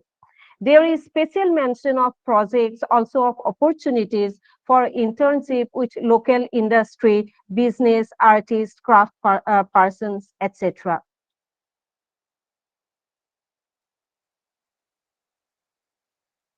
In order to ensure quality and excellence, it has provided certain provision of certification, especially for undergraduate level. So the first provision that students will be awarded a certificate if he or she can complete 1 year in a discipline. If the student can complete 2 years in a discipline, will be awarded a diploma. If student can complete 3 years in a discipline, will be awarded a bachelor's degree. And if the student can complete 4 years in a discipline with rigorous research project with their areas of study as specified by higher educational institutions, then the students will be awarded a bachelor's degree with research. So, like undergraduate level, NEP 2020 has also recommended certain suggestions for a master's program. So here I would like to mention certain specific recommendations of NEP 2020 towards master's program. So the first one is redesigning of course structure and duration. And accordingly, we find 3 provisions regarding course structure and duration. According to the first provision, if the student can complete 3-year bachelor's degree, he or she has to study a 2-year master's program where the student has to carry on research in the 2nd year of the program. Provision second, if the student can complete 4-year bachelor's degree, he or she has to study only 1-year master's program. And provision 3, that there can also be the provision for 5-year bachelor's or master's program. Then again, especially in the master's program for ensuring quality, NEP has stressed on research. So it has mentioned that for undertaking PhD, students require a master's degree or a 4-year bachelor's degree with research. And it has suggested for discontinuation of MPhil degree. The National Research Foundation is entrusted to look after all the research-related activities in all higher educational institutions. And it has again suggested that in order to facilitate research and innovation at higher education level, certain startup incubation centers should be established in every higher educational institutions. So here it is very noteworthy to be mentioned that due to the circumstances of emergence of COVID-19 pandemic situation, NAP has specially encouraged for research in certain areas like infectious diseases, epidemiology, virology, vaccinology, etc. Then I'd like to mention the recommendations that are provided by Ma'am, NAP can I 2020. intervene? Ma'am, Yes, can I intervene? Ma'am, you can straight away yes. come to the findings and the conclusion, ma'am, because of Okay, time okay. constraint. Okay. So here, due to time constraint, I am skipping my slides. So in this slide, actually, in these two slides, I have mentioned whatever recommendations are there in NEP 2020 towards internationalization of higher education. So what I have realized that NEP 2020 has provided very valuable recommendations for ensuring quality in higher educational institutions. But in order to actualize all those recommendations, certain possible challenges may arise. So I'd like to mention these challenges. So I have specified certain possible challenges regarding holistic and multidisciplinary education, like insufficient infrastructure, facilities, and educational setup in existing higher educational institutions, lack of sufficient resources, because establishment of various departments will automatically demand for proficient faculties. The execution of the provision of multiple entry and exit will initially encounter challenges, as it will require a standard regulation on the part of its higher educational institution.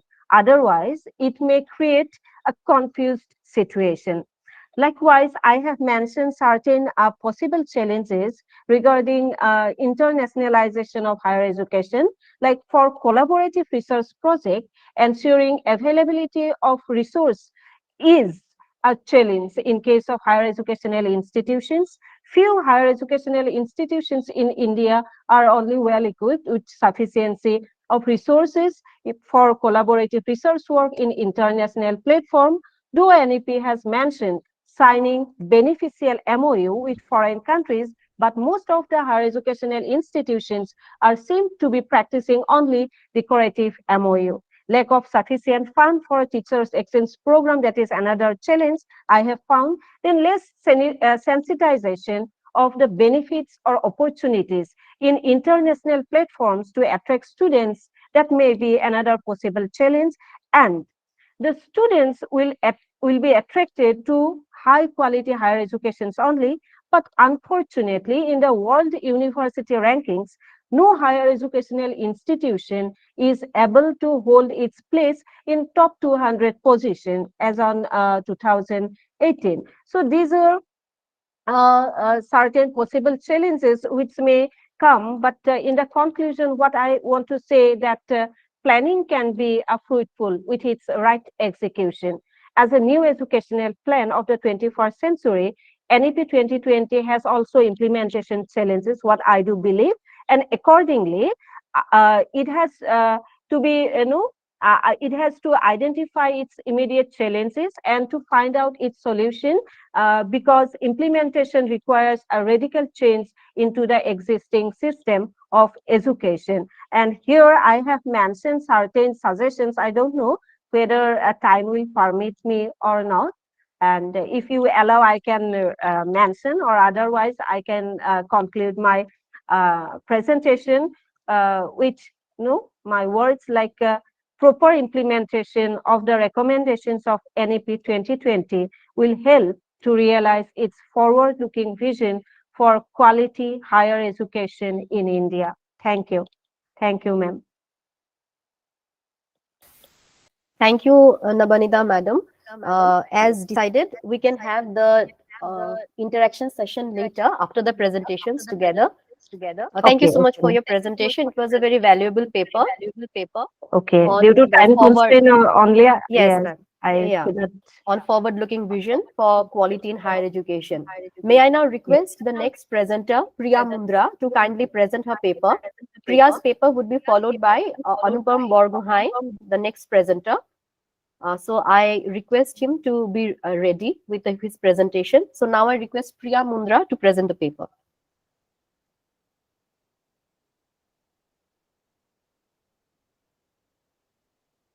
Hello. Please unmute yourself, Priya. Yes. Yes. Hello, ma'am. Am I audible? Yes, Priya, you are audible and visible. Please go ahead. Good afternoon, everyone. My name is Priya Mundra, and today my topic is Higher Education NAP 2020 Implementation Issues and Challenges. As we all know, education is the foundation stone of the nation. It plays a powerful role in the growth and development of the country and its citizens, as stated in the goal of Hello. Hello. Hello. Cop. Okay. Goal, Huh. Sustainable Development Goal Huh, 4 huh. of Agenda 2030. As Sustainable Development, the Global Education Plan intends to offer inclusive and equitable quality education and encourage lifelong learning opportunities for everyone by 2030. The NEP 2020 today is the first education policy of 21st century. It has been come after 34 years, which are followed by the last education policy of 1986. The main objectives of my paper is to study the highlights of higher education in National Education Policy 2020 and to analyze the issues and challenges in the implementation of National Education Policy 2020 and to distinguish between the strengths and weaknesses in the higher education and to provide some suggestion for effective implementation of the policy. Some of the main findings are gross enrollment ratio in the higher education, including vocational education, to be raised from 26.3% in 2018 to 50% by 2035. This is one of the main aim in the higher education as given by National Policy Education 2020. Higher education monitoring and controlling institution like UGC, AICTE, MCI, DCI, INC, etc. will be merged with the Higher Education Commission of India as a single regulatory of higher education institutions. The multidisciplinary university will be of two types, such as research-intensive universities and teaching-intensive universities.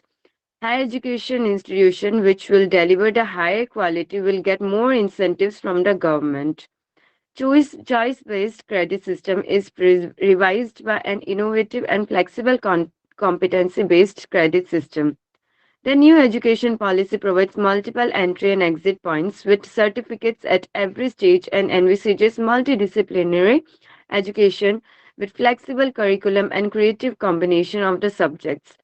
Multidisciplinary education and research universities is to be established to provide the best multidisciplinary education of global standards in the country at par with IITs and IIMs. All standalone teacher education institutions should convert themselves as multidisciplinary higher education institution by 2030 to offer only 4 years integrated B.Ed program. Undergraduate education can be of 3 or 4 years with multiple exit options in appropriate certificates of different stages.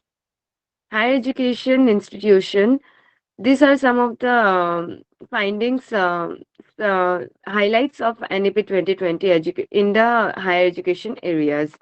Now, some of the issues which comes in implementing this National Education Policy 2020 are lack of infrastructure and funding. The National Education Policy 2020 aims at making our home country a global choice of education by providing high quality, different variety and dynamic education hub to all the people in the abroad. The policy focus on raising expenditure in the education sector to reach 6% of GDP at earliest, as it was also recommended by Kothari Commission, which was not implemented till today. And the last year, in um, in 2020-21 session, the uh, budget was 3.2% only, which is actually recommended as 6%. So it is quite a concern. The infrastructure in remote places. E-infrastructure and e-resources will be necessary as a learning is the way forward to satisfy the goals of NAP 2020. Addresses significant issues in classroom instruction. A comprehensive infrastructure will be required, which will comprise multimedia-based audio-visual technology expertise driven online resources and digital classroom. This will be significant problem in rural areas in the coming areas, particularly in government-run institutions. The new evaluation method. The traditional assessment system has to be updated. There is a currently no consensus on how to do so. The existing method is based on a metaphorical assessment that has to be designed and will need a system that is extremely subjective, requiring a fair way of review. Establishment of quality colleges in universities. Multilingualism debate. Home language succeeds in the place where the ecosystem extends all the way through higher education, education and employment. Without such an ecosystem in the place, this may be not good enough. Corruption in education. Corruption in Indian education system has been erotic the quality of education. It is one of the major contributors to domestic black money, payment to the management at dark rooms, and seeking admissions in increasing. Curriculum issues. There are many different systems and confused that the students who wish to achieve the same objectives such as engineering, medical and business administration at a high education level, there is no uniformity in syllabus taught for the same program. Syllabus revision is done quite often without considering the contemporary requirement of the industries. There is lack of delivery in a subjects one can take in college. Flexibility across over streams is also lacking. So these are some of the issues and challenges. Some of the strengths of the NEP 2020. NEP 2020 is a futuristic and expected to fulfill the gap between the current status of national innovation and desired state of national innovation. The policy contains a comprehensive proposal on all aspects of education for all levels of people. Systematic education for children is proposed for the third year of their from the third year of their age. The entire proposal is based on the concept of education for equality. Emphasis is on manpower development, entrepreneurability, and employability. All the types of higher education institution will be multidisciplinary date and autonomous accreditation and autonomous degree granting institution at undergraduate and postgraduate levels. Supports to fulfill the United Nations Sustainable Development Goals by 2030. Address the systematic education requirement for a citizen for lifelong learning. The proposal is innovative and supportive to break the silos of existing system. Priya, Students, could you kindly come to the conclusion? Could you sum it up, Priya? okay, ma'am. Okay. Yes. Okay. So there are some recommendation which I would like to conclude. India has to be embrace computer and high speed internet technology. The system so reward those who deserve highest academic honor. The crammers should not be rewarded. Our testing and marking system need to be built to recognize and contribution, creativity, problem solving and innovation. Ranks should be awarded accordingly. Education without character is abortion and will create a division in the society. A country that lowers the quality of education, allows score competition in exams will collapse. So, the burden of the theory papers should be reduced and practical components should be given more importance and or effective and meaningful transaction of the curriculum. So I would like to conclude by saying that the new education policy 2020 that has been proposed in the year 2020 is yet to be implemented efficiently in many of the areas of the country. It is an ambitious move to revive the Indian education system with a modern approach. Thank you. Thank you so much, Priya. It was very interesting, the manner of presentation as well. And you have included very important issues. You have talked of the digital divide, that how rural India would not be, on an equal footing to face the changes. We also have a hand raised, but then I would request Dr. Kalyan Das. Sir, could you kindly postpone your question to sometime later? We will have the interaction session at the end. Thank you so much, Priya, for the presentation. May I call up the next presenter, Anupam Borgohai. So if you are present, I would request you to present your paper. I cannot see his name in the participant list. Okay, he might join us later. The next presenter is Dr. Arpita De, Dr. Gola Panging, Rupjyoti Duori. If they are not present, I would like to call out Dr. Nivedita Mohanto and Dr. Probenson Terong. They're presenting a joint paper. Sir Probenson Terong, are you there? Please unmute and speak. Yes, madam. Okay, sir. I request you to present your paper, sir. And you would be given 7 minutes for that. 7 minutes of presentation, sir, and discussion at the end. Thank you so much. Thank you, madam. Thank you for the time. And our paper is about institutional leadership and their social practices. And this is a joint paper by Dr. Nivedita Mohanta, Associate Professor, Department of Chemistry, and myself, Probenson Terang, Department of Economics, Assistant Professor.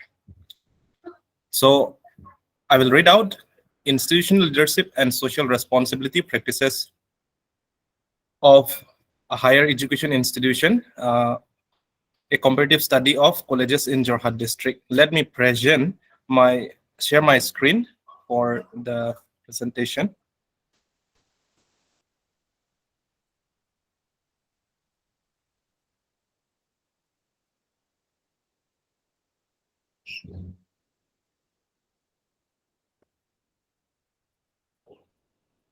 Hello, madam.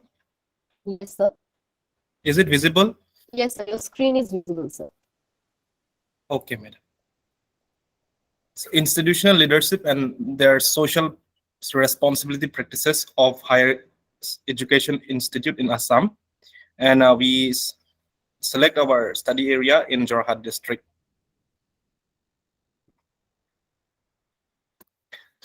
In the introduction,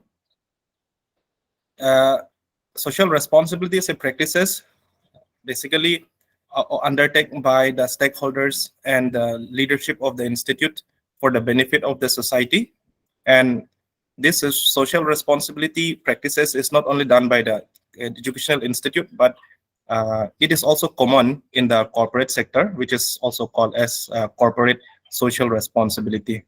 And nowadays, this practice is very common and gaining importance among colleges. And with this reason, we want to find out what are the practices for a society that a college or university is taking up, and by selecting few of the colleges in Jorhat district. Our objective of the study is to highlight the institutional leadership and their social practices, and to critically examine what are the unique practices done by a particular college with respect to another, and to at the end to suggest some policy regard to the study area. And we use the data, yearly annual report, and then the SSR report of NAAC and AQAR reports of different colleges for the last 3 years. And we accordingly group all our findings in a manner to compare among different colleges. So I want to share the findings, but before sharing the findings, we would like to give a brief overview and major highlights of colleges in Jorhat district. So we have selected 10 colleges, and we list it according to the alphabetical order. So Bahona College, established in 1966. Then these are the number of faculty. Number of students is approximately 890, and so. And the NAAC cycle and the grade they have obtained in the last. Read out A plus. Yes, A plus, and then their CGPA is 3.6, and it was done in last year, 2022. And the course they have provided in their institute. Then we have CKB Commerce College, established in 1965. It is a provincialized college, and a stream offers commerce, 27 faculty approx, and then student 1,000 approx. And they have done second cycle of NAAC accreditation, obtained B double plus, and CGPA is 2.54 in 2016. And we have CKB College Tiok. Their establishment is 1959, provincialized college, and then the number of faculty is 34.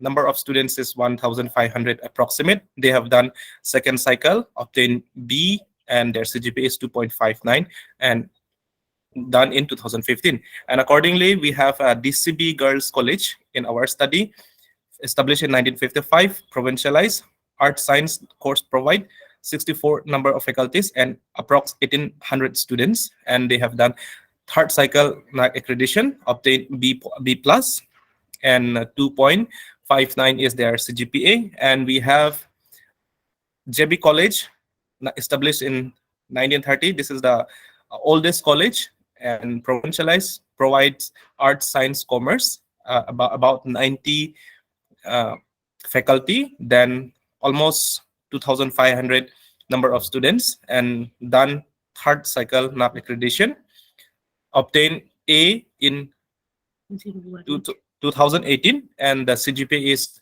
3.11. And accordingly, we have a list of colleges.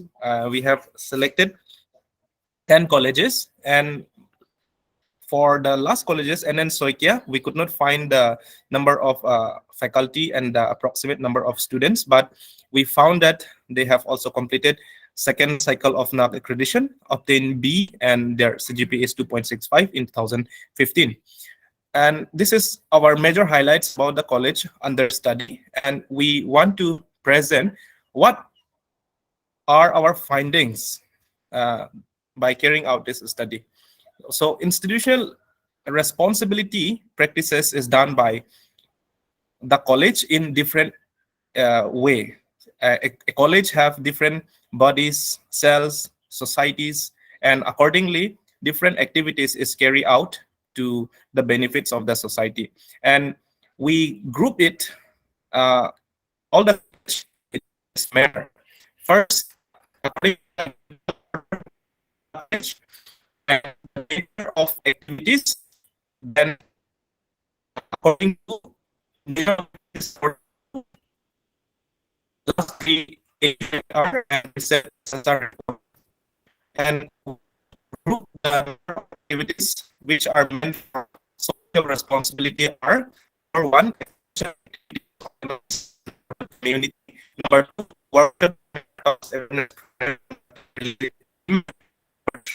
related to extra development, and four, policies for sustainability. And number five, social of institutions. And these number of works Bahana College has done over the last 3 years. They have, the name AEC, and these are the number of works. And out of our study, we have found that this college is doing little unique in case of awareness program on right to help in this region. And other unique experience they have done is education campaign on road safety and all road cleanliness and healthy living. This is one of the unique pieces they have done in extension organized in the neighborhood communities in the region. And number 2, workshop, seminar, talk, awareness program related to women. And here also, women against violence against women. This is one of the unique in the region they have done. And number 3, awareness program on removing superstition and prejudice. This is also another unique among other works done in the the region of this college.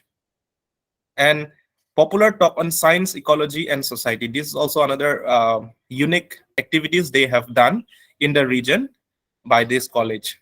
And number 4, policy adopted for environmental consciousness and sustainability. Here, number 1, for the case of energy conservation, measure sensor-based efficient appliance. This is another good practice done by the Bahana College. And charging port for e-vehicles. This is basically for nearby community. They open a charging port, and then the vehicles, especially the e-rickshaw, they can go and charge their vehicles. This is Robinson, could I ask you to kindly, wrap up your findings briefly, because okay, we're running okay. short on time. So, We have the presenters. Please.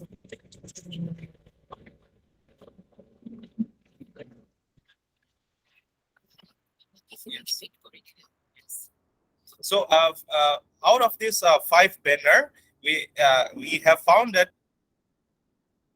there are different activities which are common among the college, but some are unique among the college. So I will only highlight those unique activities practices by the college. So in case of specific social commitment of the institution, Bahana College practice special scholarship for meritorious student, but economically poor, and they have completed major research project focusing on community and rural development. And when we go to another college, that is CKB Commerce College, here we find mega free medical camp, free medicine distribution is actually one of the common practices they have done. And in number 4 banner, they promote geriatric love and care via pranam. This is one of the unique practices in the region practiced by this college. And in specific commitment, special of the institution, financial help to girls student on medical ground. This is one of the unique practices done by the college. And then they also publish books related to women. And CKB Commerce College Tiok, they have some unique practices again. In the first banner, they have come up with off-campus environmental awareness and plantation program. Number 2, they open certificate course related for the empowerment of women. And in number 4, policy adopted for environmental consciousness and sustainability, they have adopted a unique activity, that is wildlife protection program, which is not done by other college. And they construct a tiger shed and 20 artificial bird nests in their nearby campus. And when we go on for a specific social commitment of this institution by CKB Commerce College, CKB Tiok, they have done, they take a time of appreciation to the unsung social leaders. That means in the nearby area, they appreciate the eminent educationists and leaders. And they open group insurance for the students. These are some of the unique practices. And when we go to DCB Girls College, we found that they use computerized voting machine as a unique practice for the society benefit. Student election. Yes. And when we come to JB College, it for the they organize program related to women, and uh, they do street play for gender sensitization. This is one of the unique practices we see in this region. And number 6, Jorhat College. In this college, we see some of the activities which are similar with the other practices, but we see some unique practices like reservation for the the girls student in the election, and they open martial art training for the girls student, and these are some of the unique practices of the college. And accordingly, we have some college, Jorhat Kendriya Mahavidyalaya, but we have not found some of the data, which is not, they are not available in their website. So we conclude that these are some of the unique findings, and the rest of the work they have done by the colleges are more or less common. So we find out some of the unique practices of colleges in Jorhat, in Jorhat region. Thank you. Thank you so much, sir. Indeed, within Assam, Bahana College is performing very well. We are aware of that, which is in Jorhat district. Thank you, sir, for your enlightening presentation. We would, as already mentioned, we would have the interaction session later. May I now request the next presenter? This is a joint paper, Pratush Gogoi and Dr. Ahomi Soliha, to kindly present the paper. Pratush, are you there? Yes, ma'am. Am I audible? Yes, Pratush. Very clearly you are audible. May I request you to present your paper, Pratush? Okay, ma'am. Thank you. Yeah, Pratush, please go ahead.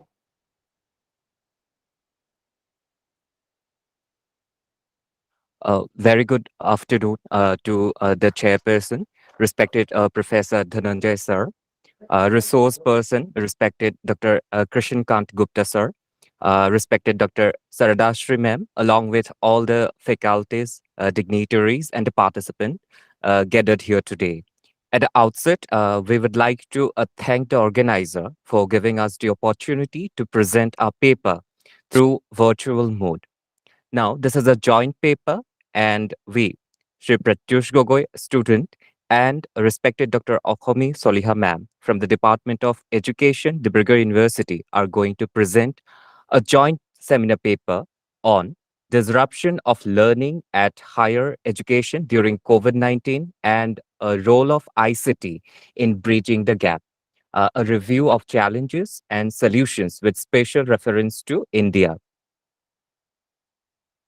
Now, what is learning? We all know that learning is a lifelong endeavor. It's a unique process whereby individuals acquire, store, and accepts information, and it is it goes on a continuum. It is a growth that takes place with interaction, leading to better adjustment in various spheres of life. In facilitating learning, educational institutions play a very important role as it provides a space to inculcate knowledge and experience on various fields. But a sudden threat in the form of pandemic brought a disruption in it. It was just like as Charles Dickens put it in his A Tale of Two Cities, I quote, it was the best of times, it was the worst of times. It was the spring of home, it was the winter of despair. Our condition was just like that. We were in an uncertain condition, and that disruption brought a gap in learning. We were being cut off from the social interaction as lockdown was announced, and the effect of it is different for different countries, especially for the third world countries. The effect of it had on different spheres of life was different, and Bay India, being a third world country, has a severe impact. With these ideas, we have the objectives to review and analyze the challenges in learning created by COVID-19 with a special emphasis on Indian higher education sector. And also, we would like to highlight the role of ICT in combating those challenges and bridging the learning gap. Now, what is disruption of learning at higher education? Disruption is commonly attributed as a disturbance or problem which interrupt an event, activity, or a process. It is also a kind of a radical change to an existing industry or market due to technological innovation. But in this case, it means the interruption of learning at higher education due to COVID-19 and the problems that it has already created or will create in future in the concerned educational level, that is higher education. As a reaction to the pandemic, colleges and universities were closed down. Closed down. We all were aware of that, and as a result, a regression in learning, making cascading effects on education sector of India has occurred. It is estimated that over 32 crores of Indian students at higher education have been affected by the pandemic, but somehow ICT rescued the great damage, though the matter of its effectiveness is a great question.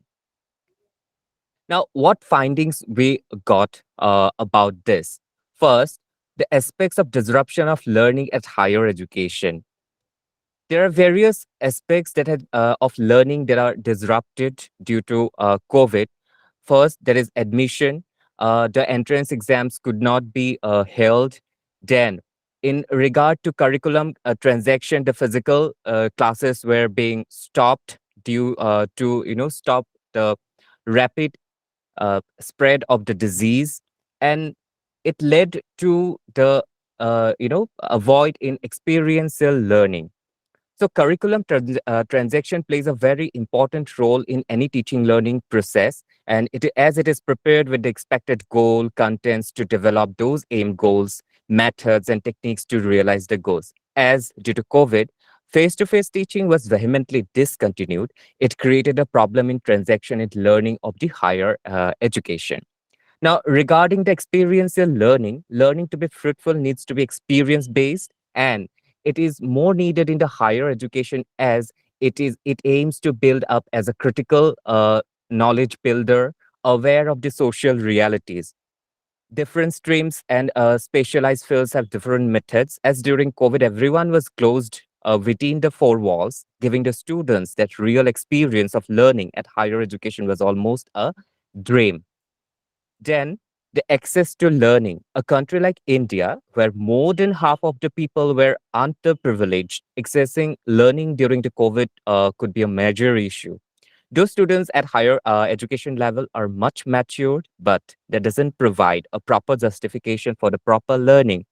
Lack of connectivity, a device for virtual meeting, pause as barrier in learning at higher education. Now, there is also issues related to pedagogy. The pedagogy is the method and strategies that helps to facilitate learning. Though online meetings are used much during the pandemic to transfer learning, but it is limited only to lecture method or to PowerPoint presentation. How far it is affected, that is remain a question. Now, whenever we talk about learning, assessment is an integral process as it helps to gauge the development of a learner in learning.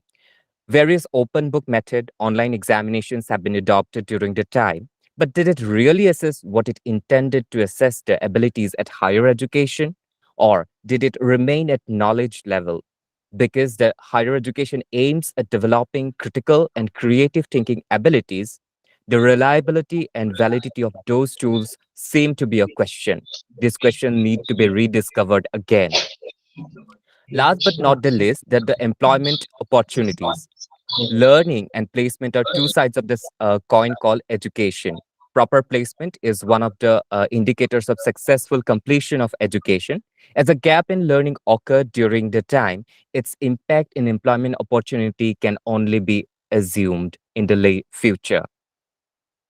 Now, we have also got some findings related to the factors responsible There is the digital phobia and the digital device, as India is a third world country, and most of the people are remain under below poverty line. Then is the typical notion of online learning. Hitherto, we have a stereotypical thought that learning in online is not effective. Then the infrastructure, as the economy of our India is not that good. So we had lack of infrastructural facilities at higher education too to run the digital teaching effectively. Then there is a lack in innovative upgradation, unplanned e-learning, and economy of the country. These all were responsible in, you know, creating the distortion and disruption in learning at higher education. Now, what role did ICT play in reconstruction of learning during the pandemic? Various online platforms such as Google Meet, WebEx, Zoom help to continue the classes through virtual meeting. Government has taken initiative with digital learning platforms such as eGyan Kosh, Swayam, MOOCs, etc. Then use of social media for sharing information. Take, for example, WhatsApp groups played a very important role during that time to share the materials and other things of learning. Then, after the first wave, uh, uh, the blended learning approach took into place, where, whenever necessary, classes were not stopped, rather it was switched to the blending of both virtual and physical. Then online assessment tools such as Google Forms, Open Books, and monitoring through Skype of student learning, etc., came into existence. Now, with this situation, Pratush, could you kindly sum up? yes, ma'am. Yes, ma'am. Yes, ma'am. Yes. Sure. Now, learning, we know that learning is not something uh, that is only to gather, information, but learning is also to lead life, as Sir has already said. It flows in a continuum, as Peter Ducker has stated. Therefore, education sector, must be prepared so that the continuum goes on without any disruption and can bring a desired change in humans, and they can inculcate knowledge, skills, attitude, values, and morals necessary to create this world a better place for all. And when learning becomes real to life, and only then it can help us to fight with such impending dangers in the near future. Last but not the least, I would like to again offer my gratitude for bearing with us. We hope this presentation has helped you to add your knowledge, field of knowledge. Thank you, ma'am. Thank you, Pratush. That was a very good presentation from your part. We are happy to have such good papers in the online session today. The next presenter is Ritu Sarkar with Dr. Zacharias, Turkey. May I request them to present their paper? Ritu, madam? Ma'am. Yeah. Yes, ma'am. Please kindly go ahead, ma'am.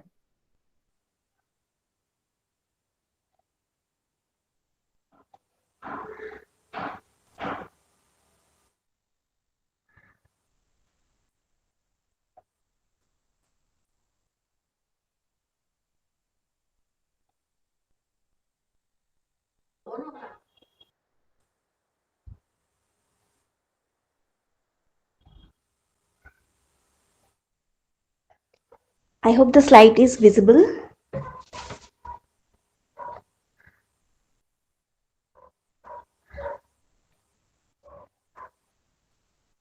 Am I audible, ma'am? Okay, thank you so much. A very good afternoon to all. I'm Ritu Sarkar, along with Dr. Zacharias Tirki. We are going to present our paper today on the topic status of technological practices and influence of non-cognitive variable on the attitude towards technological practices among secondary school pupil teachers of teacher education institution and investigation. Gone are the days where concept of education and teaching was considered simply passing on information using chalk and talk method. Now, with the changing dynamics of the society, we all know education is also a dynamic process. So we need to change our way of teaching too, in order to ensure that the teacher as well as the students take part actively in the whole teaching learning process. There comes the new technologies which actually help us to involve the students in the whole teaching learning process actively. The study actually tried to assess the status of use of various technological practices that an institute uses, especially the teacher education institution. An influence of location, gender, and stream, these are all non-cognitive variables on the attitude towards technological practices. A review of related literature. There are many commissions, starting with Kothari Commission, as mentioned by the resource person also today, that a nation is shaped and built inside the classroom, and teacher acts as an architect in order to shape and build the nation. The National Policy on Education 1984-86, POA 1992, even the new policy NEP 2020 has highlighted there is a need of strengthening and expanding the existing digital and ongoing ICT based educational initiatives. We all know there are many advancement which is going on in the field of technology, but how many of us really use it? Keeping in view all those review and the situation, the objective of the study was formulated in order to find out technological practices in secondary teacher education institutions in Meghalaya, to study the influence of non-cognitive variables, location, urban, rural, gender, male, female, and stream, science education, social sciences, in the attitude of secondary school stage pupil teachers towards technological practices. Hypothesis was also formulated for objective number 2. There is no significant influence of non-cognitive variables in terms of location, gender, stream in the attitude of secondary school stage pupil teachers towards technological practices. Now, the delimitation of the study was that it was considered only in Meghalaya. The study was conducted only in Meghalaya, and it was delimited only to Teacher Education Institute where B.Ed is there. The methodology which was used was descriptive cum normative survey technique. Population was 565 secondary school stage pupil teacher of 4 teacher education institutes of Meghalaya. Out of that, randomly 280 pupil teachers were selected. Questionnaire and attitude scale, which was standardized by the researcher, was used. Descriptive and inferential statistical technique were used in analyzing the data, such as mean, standard deviation, standard error of difference. ANOVA was used. ANOVA was used with the help of SPSS. Now, coming to analyze and interpretation, in order to analyze objective number 1, the questionnaire were prepared and was distributed to 280 pupil teacher, and it was found out that many of the institutes were having many technology, they were using it, but there were lack of computer teacher. Somewhere there are lack of other technologies which are actually there, but they are not using it. They are not aware of many technologies such as Mentimeter, which actually makes the teaching learning process very helpful. And similarly, smart board, LCD panel boards are there in use. EduSet is no longer in use in any of the institute. 55% of respondents claim that they use learning management system such as Google Classroom, but they are not using ERP system. ERP system has been used and recently introduced in Northeastern Hill University, but the colleges are not using it. The majority of respondents stated that they conduct classes using Google Classroom, Google Meet, Zoom, WebEx, so on and so forth. E-resources are also available, and 60 to 70% of respondents said that they do access the National Digital Library for their teaching learning process. Coming to objective number 2, which was to study the influence of non-cognitive variables along with the hypothesis. This is the table which shows the output of the raw data. Coming to interpretation, the F value for location and gender are shown in the table. I'm not going to read out the whole thing. Basically, there was no interaction, we can say, and thus we have actually rejected the null we have not rejected the null hypothesis, we have accepted it, and we may say that technological practices was found to be independent of any kind of interaction in the non-cognitive variables. Now coming to findings, it was found out that all teacher education institute practice various technological practices to enhance their teaching learning process. It was also found that non-cognitive variables such as location, gender and stream has no influence on the attitude of secondary stage pupil teachers towards technological practices. The F value for interaction among location, gender and discipline, or you can say stream, is 0.585, which is not significant at 0.05 level. The suggestion was that the institute may use different learning management system apart from Google Classroom. They can use Moodle, which is free of cost. Various platform like quizzes, discussion forum and other form of assessment can be beneficial to pupil teacher, as they are the one who is going out of their after finishing their training, they are the one who is going to teach the school students who are the future of our nation. The institute may also incorporate ERP system which will help them to manage day-to-day activity.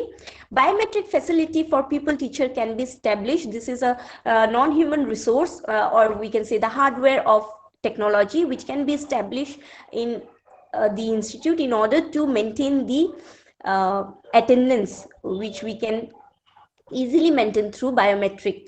A separate ICT instructor can be appointed in the institute in order to increase the competency level of pupil teachers so that they are confident enough to use technology when they are in school, maybe for practice teaching and so on and so forth.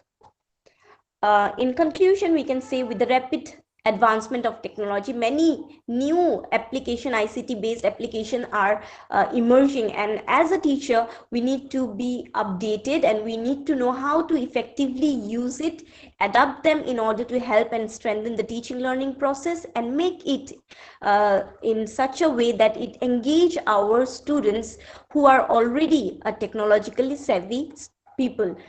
Teachers, that is the BA trainees, must accept any technological techniques and constantly improve themselves so as to teach their next generation. These are the references, and thank you so much for your valuable time. Thank you, Ritu Sarkar. It was interesting listening to you. Thank you, may I? Yeah, okay. Thank you so much. May I call out the next presenter, Dr. Saptarshi Paul, Assistant Professor, Department of Computer Science and IQAC Coordinator, Assam University.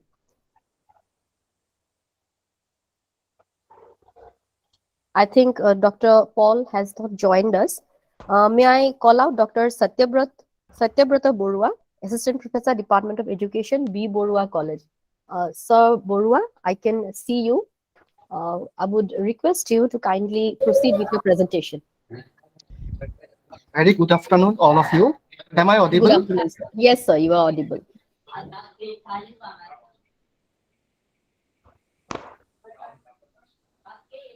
Sir, you are audible. You can begin your presentation.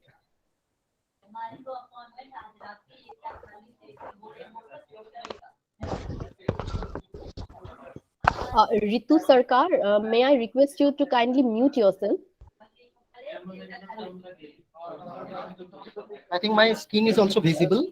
So your screen is visible, but there is some background noise.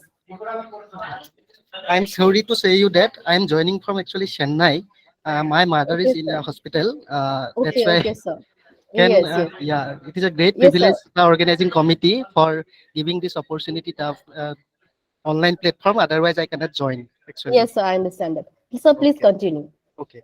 So my presentation is issues and challenges of choice-based credit system perspectives from perceptions from Guwahati University. Uh, we are accustomed with choice-based credit system, more particularly in the undergraduate and postgraduate level.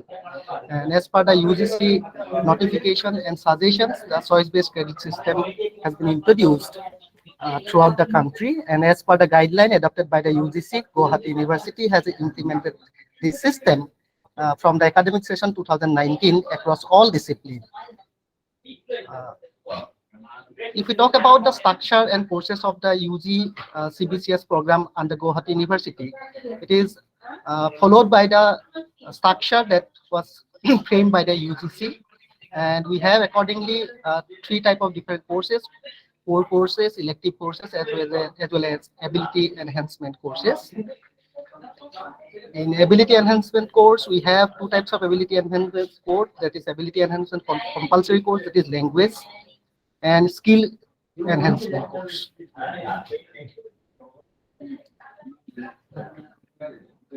As we all accustomed with this system, and that is the undergraduate degree with honors, there are 14 core papers in the discipline, 2 ability enhancement compulsory courses, 2 skill enhancement courses, and 4 discipline specific course, and 4 generic elective paper. I would like to just analyze the CBCS system on the basis of SWOC, that is the strength of CBCS. It is a very new approach, that is a category approach. Specifically, students can choose their subject according to their interest. The credit system allows the student to study what he prefers based on his own interest. This feature allows a student to utilize his free time and manipulate financial situations. Students can learn without rigidity of following fixed set of subjects in each semester. This should help them to know work outside during certain semesters. Students can opt for additional courses and can achieve more than the required credit. And students can also opt the interdisciplinary approach to learning. Talking about the weakness of CBCS, let's focus on credit for core area or main subjects in certain circumstances. Students are compelled to study languages in higher education level. That is another weakness, as I feel. And the students are compelled to be inside the classroom for the entire 5 hours per day schedule, leaving no scope for independent study. When you talk about the opportunities of CBCS system, students can choose a paper outside of their core area so that they can be specialized in multidiscipline. Secondly, the students have opportunity to take extra credit more than minimum requirement to complete the course, which is to enhance future opportunities. Higher education grading are acceptable internationally so that students can complete international opportunities. Credit transfer opportunity and possibility to taking different courses in different colleges simultaneously to complete the total credit requirement within minimum period. When you talk about the challenges for CBCS system, first of all, when a new system arises, there may be certain kind of challenges in terms of academic as well as infrastructure. Accepting a grade point in subject instead of marks and letter grade instead of exact total marks is difficult due to the fact that allotment of individual ranking is not possible for merely referring grade point and letter grades. An opportunity to take credit outside the core subjects area may dilute the depth of course area of studies, and which is practically happening in most of the undergraduate CBCS courses. Students may face a dilemma in choosing the subjects due to their inexperience in predicting future demand.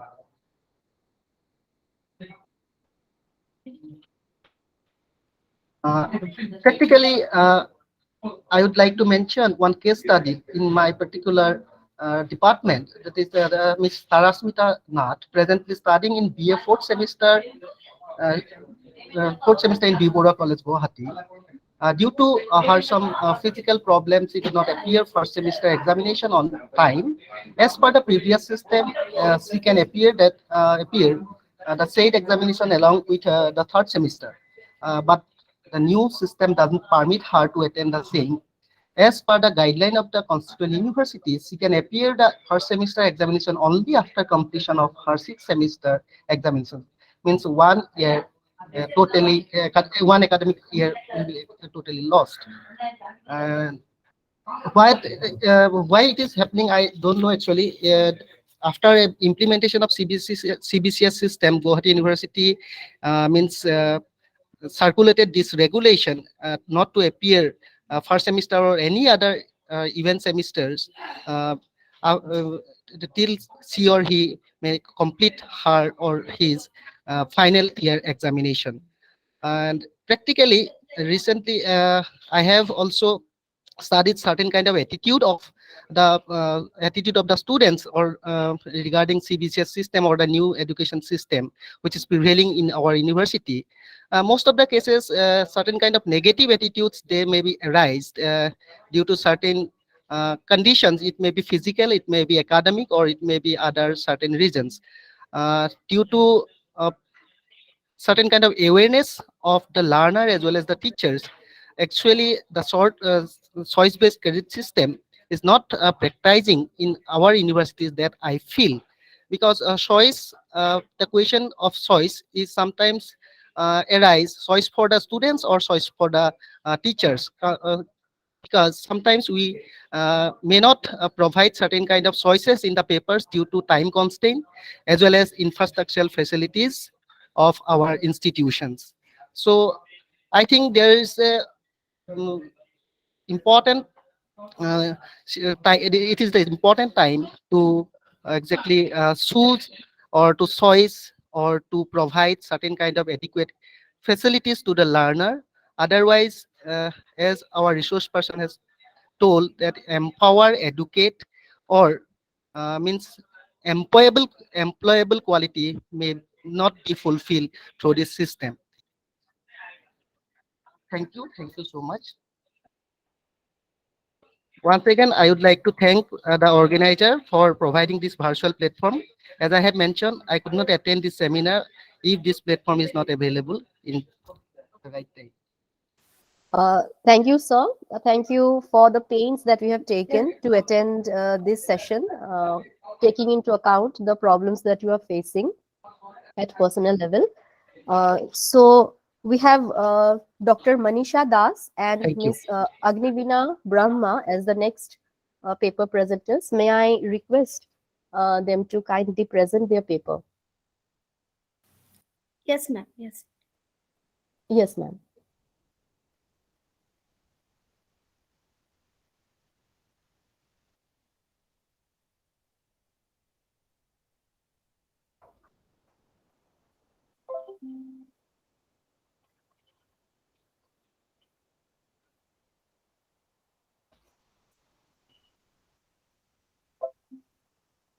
Hello.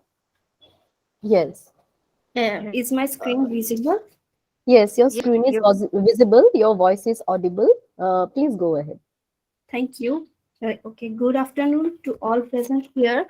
My name is Agnivinar Brahma, a former student of Department of Education, Dibrugarh University. Today, I am with my joint author, Dr. Manisha Das, Assistant Professor of Department of Education, Dibrugarh University, are going to present a seminar paper. The title of our paper is Issues and Challenges Faced by PG Students, which is postgraduate students of Assam during COVID-19 with special reference to teaching learning process. So, as we know, the sudden outbreak of COVID-19 pandemic has changed the normal cycle of our life. The entire world was shut down for a period of time. The beginning of the pandemic has brought several consequences to the entire world. people were infected, they are psychological and emotional. They were psychologically and emotionally unstable. Hello. Yes, you are audible, Agnivina. Okay, ma'am. Agnivina, you are audible. Please go ahead. Okay, In ma'am. case there is a break in your voice, I will let you know. Please don't worry. Okay. Also, one of the most affected areas was the education system, especially higher education, including research work. The people of Assam were also the victim of COVID-19 pandemic. As such, the educational system, especially higher education of the region, had to suffer. The postgraduate students who were newly admitted at the time, 2020, had to suffer a lot because of sudden shift from offline teaching learning mode to online teaching learning mode. This sudden shift has impacted overall teaching learning process of the postgraduate students of the entire world, including Assam. So let me come to the rationale of the study. The study focuses on finding out the issues and challenges faced by PG students of Assam during COVID-19 pandemic, and also to bring out some solutions to maintain the teaching learning system smoothly. And it also tried to examine whether digital technology has been fully utilized and is there more room to develop it for further educational exchange. So next, here are some literatures which are reviewed by us while preparing the paper. And those are the objectives of the study. Number one, to find out the issues and challenges faced by postgraduate students of Assam during COVID-19 pandemic with special reference to teaching learning process. And the second objective is to communicate the probable solutions for handling these issues of higher education in future COVID-19 like situations. So the methodology was a survey method we used while preparing this paper. The population was all the PG students studying in the universities of Assam in the session 2020.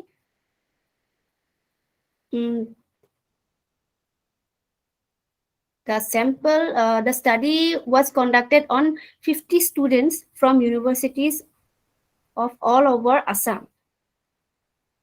We have used, for tool, we have used open-ended questionnaire, and analysis was done through quantitatively. Here are the findings we got from the study. Due to the lack of time, I will read out few of the findings. So first one is majority of students said that learning was quite difficult in online classes as the teacher's skills wasn't better in online classes.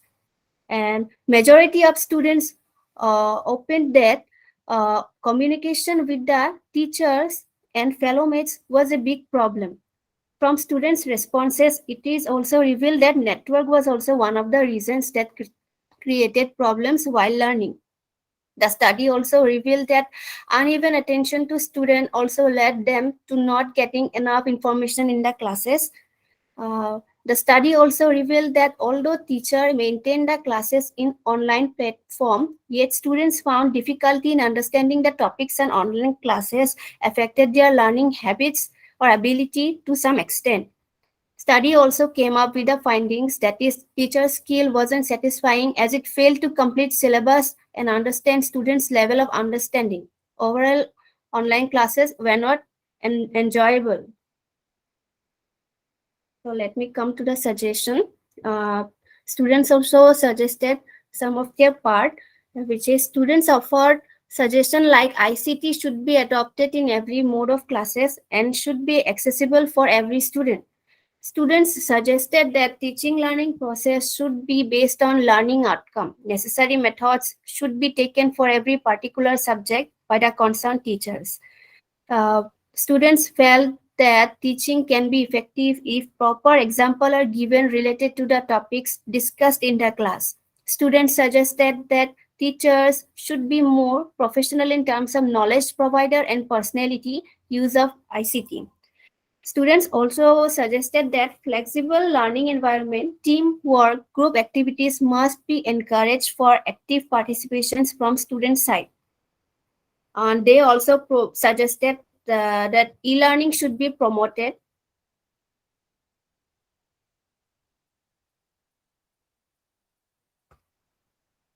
In the conclusion part, it is evident from the study that offline classes are better as it improves knowledge and communication with friends and faculties. Yes, to deal with COVID-19 like situations in near future, promotion of blended mode of learning or e-learning is the key.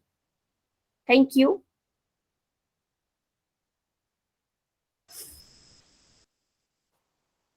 Hello. Yes, Manisha, just a minute. Thank you for your nice presentation.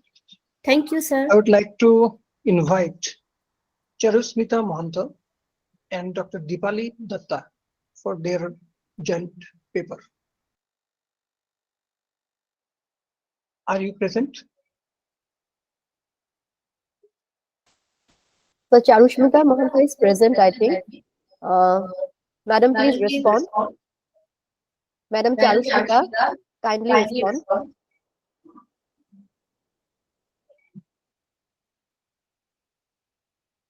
Then we go for next one.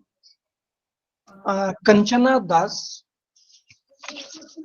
please. Are you there?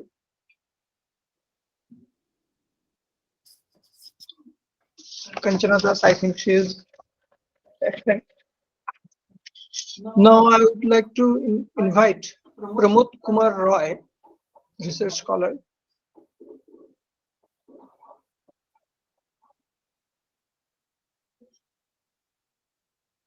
So I can see that they have joined. I can see their names in the participant list. I don't know why they are not responding. Sir Pramod Roy.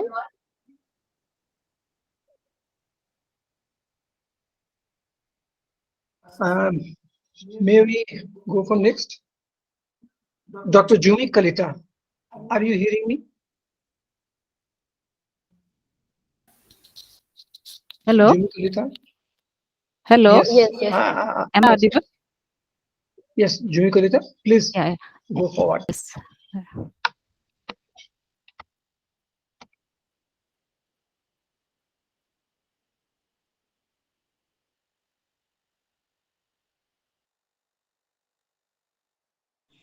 Hello, ma'am. Excuse me. Hello. Yes, audible. Yeah, sir, I am present here, but I have some problem. I am preparing. Hello. Miss Sarusmita Mohanta, sir. Okay. I'm present, sir, but I have some technical problem. Next, I will present. Okay. Wait for.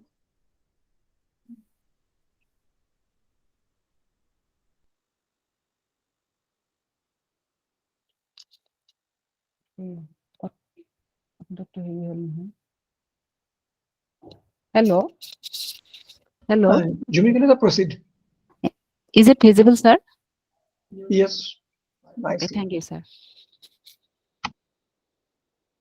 So I am Dr. Jumi Kalita from Lalit Chandra Bharali College, Maligaon.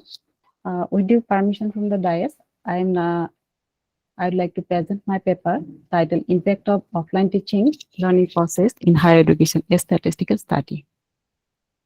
Well, before COVID-19, we all are familiar with the offline mode of teaching, but during COVID-19, the most after the health sector, most worst affected area was the education sector, and that time to revive the disruptive education system, online mode of teaching was applied everywhere. So actually, So what is the online mode of teaching? It is actually the delivery of the instructions by the teachers to the students using different web-based technologies. In this system, Student can participate in the learning activities beyond the campus at any time.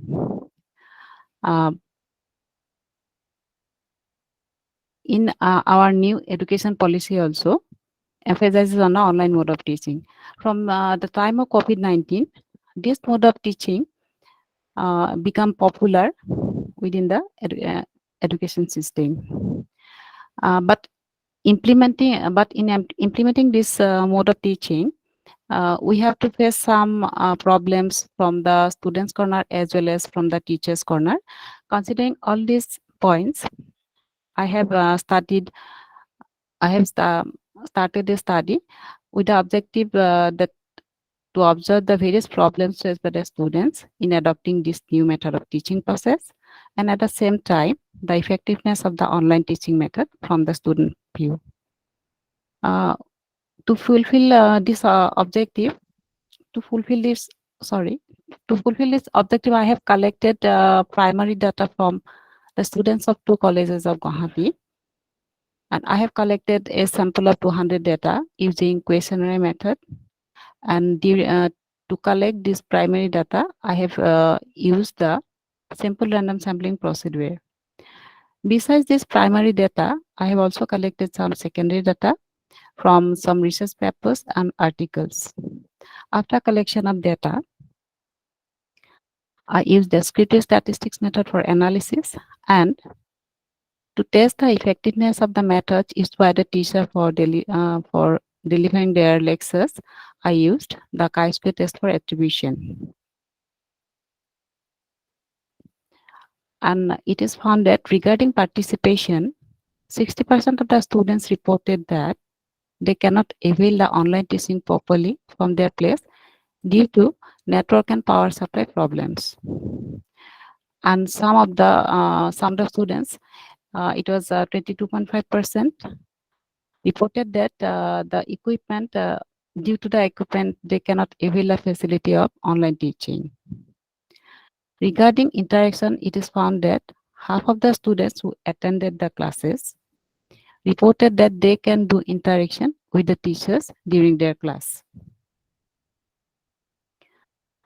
Regarding concept clearance, it is found that approximately 60% of the students are in the opinion that concepts of the topics are not clear through this process. Regarding effectiveness, 43% of the students are in the opinion that the online mode of teaching is effective for them. And 20% of the students are agreed with the view that online mode of teaching can be replaced with the classroom teaching. And the remaining 23% of the students are in the opinion that with some corrective measures, the online mode of teaching can be replaced. To test the effectiveness of the mode of teaching by the teachers, I have used the chi-square test with the null hypothesis that impact of online teaching is independent of tool and method used by the teacher. But at 5% probability level of significance, the chi-square test is found to be significant, and we have to reject our null hypothesis with the conclusion that the impact of the online teaching depends on the method or tool used by the teacher. It is found that the use of whiteboard or like that for explanation along with the live classes are better for the students to understand the topic and clear the concepts. With all these findings, I'd like to conclude and give suggestions with the following points. For effective education through online mode of teaching, the issue of poor network connectivity, power supply, and section of students belonging to the poor economic status should be addressed properly. State governments can take steps to ensure that every student has access to internet so that he or she is not deprived of education. Personal attention is another issue facing by the students in online learning process. And with corrective measure, if corrective measures are taken, then the method of online teaching can be make a positive sense in the teaching procedure of our higher education. And the teachers' training is important so that they can deliver their lectures with explanation through online platform to facilitate students in a better way. The online mode of teaching had various advantages. So, therefore, in spite of all the shortcomings, online mode of teaching must be practiced along with the physical classes so that students become habituated with the technology and familiar in using digital platform. And in near future, our new education policy also emphasizes on online mode of teaching because everything is going to be digitalized. And with this, I would like to conclude. And these are my references. Okay, madam. Thank you. Thank you. Thank you. A very nice presentation. Thank you, sir. And next one, Charusmita Mohanta. Charusmita Mohanta, are you ready?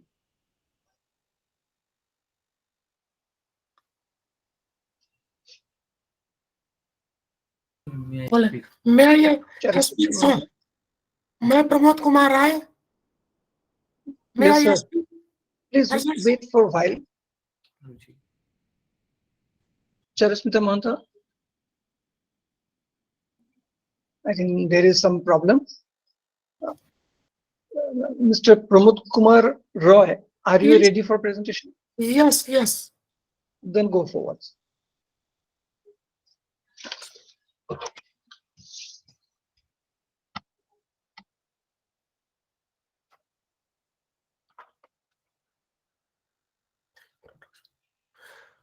Good afternoon for all, sir.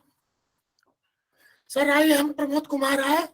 I am a research scholar of Singhania University, Bacheri Bari, Rajasthan.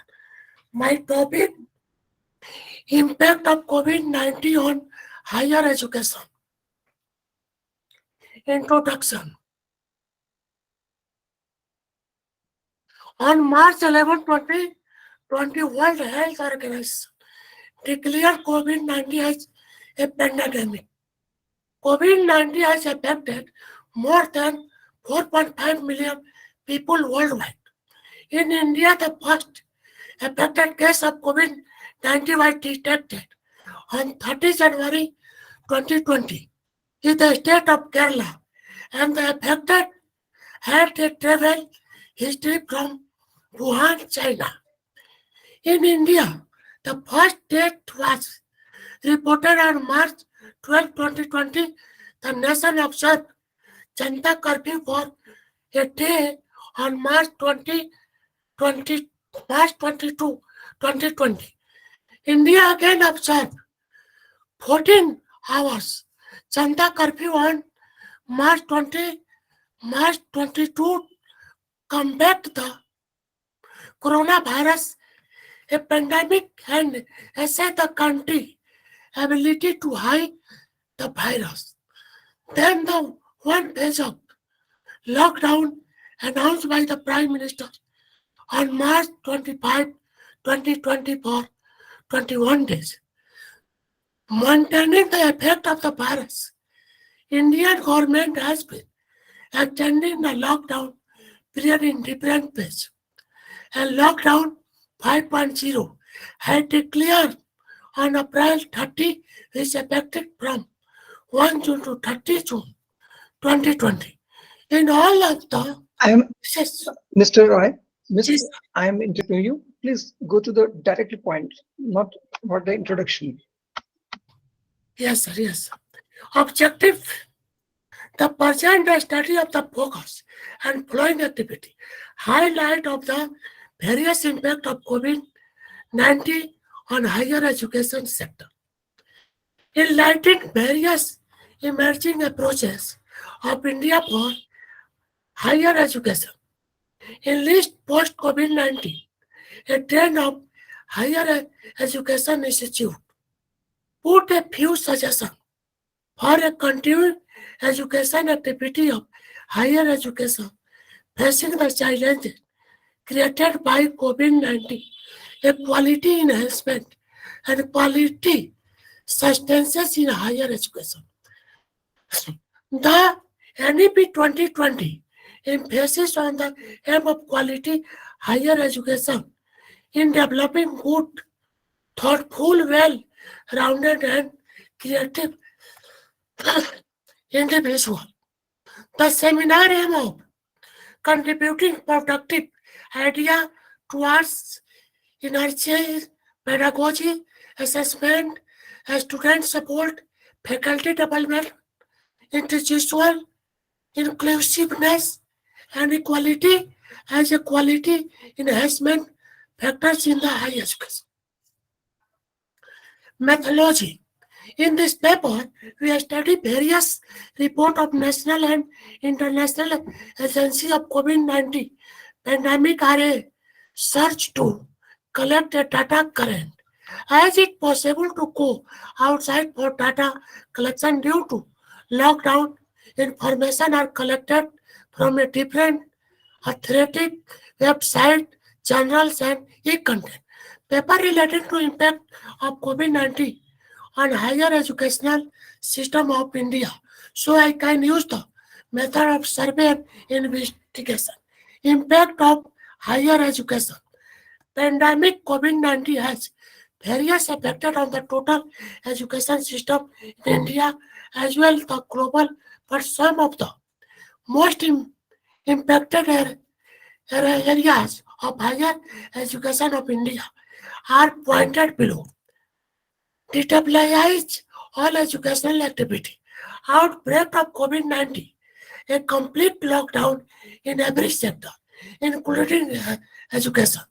The institution closed with case of educational activity and created many challenges for a stakeholder. Private 2020. So the various activities like admission, examination, entrance test, competitive examination conducted by various board school, colleges, universities are postponed.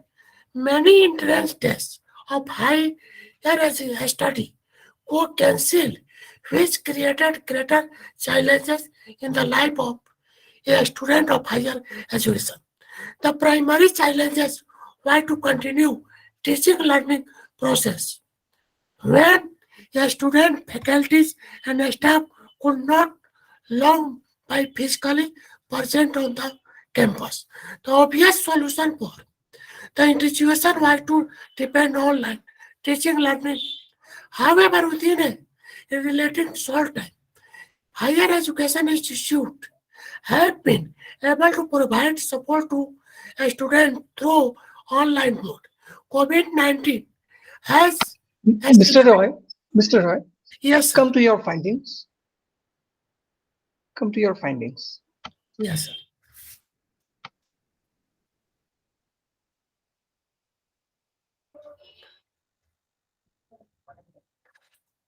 Yes, the suggestion. The format that is generally followed by internship research program has to be modified to suit the current situation. Methodology certification, assemble, and permanent have to be revised and shall be modified according to the requirement of the current situation, keeping in mind the quality benchmark. In order to extend the backbone of e-learning, and the government should be deploy the necessary infrastructure at remote places where people do not have access to the internet, thereby fixing the internet gap, which would facilitate a student to learn digitally. Conclusion. The purpose of the education is to enable oneself to better the world in the which they live. Technology today has become need of an hour. It is difficult to imagine colleges and university education without the issue of digital resources research provided different educational and academic information. However, it also necessary to understand that it should not reinforce a structure of power and inequality. It should not create digital divide between rich and poor, as we cannot expect in country like India to have availability of all required resources due to different socio-economic conditions in India. Online mode of learning can be best mode of teaching if it can be accepted by all the sections of the society. However, it can pose that if certain section of society cannot avail this facility and thus exclusion. It is therefore important to take recognition of online education and plan for intervention that will provide designs greater inclusivity, connectivity, and equalitability. It is important that college and university understand the experience and issues of the student and prepare according to further and design the study pattern in such a way that all students benefit. Thank you for very much. Thank you. Thank you a lot. Very nice paper. And I am inviting Charusmita Mahanta Yes, sir. with Dr. Dipali Datta. I think now you are ready to present. Yes, sir. Okay, very good.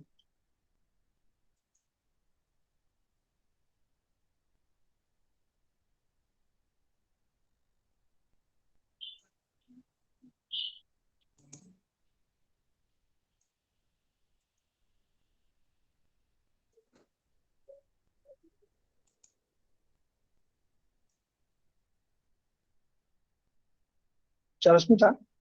Yes, yes, sir. Yes. Yes, sir. Something actually.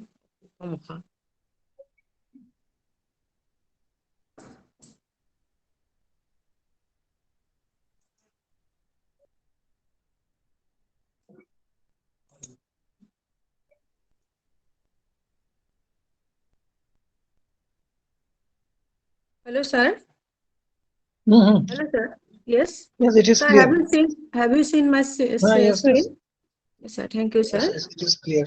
Yes, sir. Very good afternoon, all of you, honorable chairperson, respected resource person, and all of the dignitaries present here. I am Sarasmita Mohanta, research scholar, MSSB, Nagaon, Assam, and my paper is entitled as Scenario of Higher Education of Women in Dorong district of Assam, with special refers to Pathurigat Revenue Circle. Introduction. Education of a boy is the education of the person, but education of girl is the education of entire family. So the education of women is the potential factor for the development of society and the nation as a whole. In the words of Pandit Nehru, in order to awaken the people, it is the women who has to be awakened. Once she is on move, the family moves, the village moves, the nation moves. These are the importance of higher education. Higher education of women is very essential as women have significant contributions in the progress of every country. Higher education helps the women to know their inner potentialities through which they can able to lead their family and society strongly. Higher educated women have the self-confidence and they have the ability to solve their day-to-day problems. And higher education also makes them economically independent. So significance of the study, parental attitude have a great impact on higher education of women in their enrollment and achievement in the institutions. Attitude of parents is a measure or an index of parental involvement. It is seen that attitude of rural parents of Pathurigat revenue cycle of Dorong district is not so favorable towards higher education of women at present also. They are not so much positive in this regard. It is observed that some parents believe investment of money on higher education of women means the wastage of that money. Better they can invest those money on their marriages Therefore, it is an attempt to create awareness among the parents towards higher education of women. Next area of the study.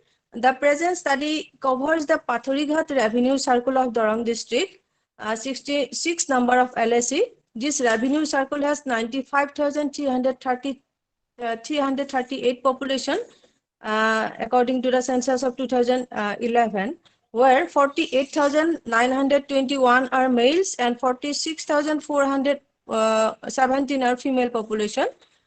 This circle comprises of 86 villages. Basically, cultivation is the sources of income of this area.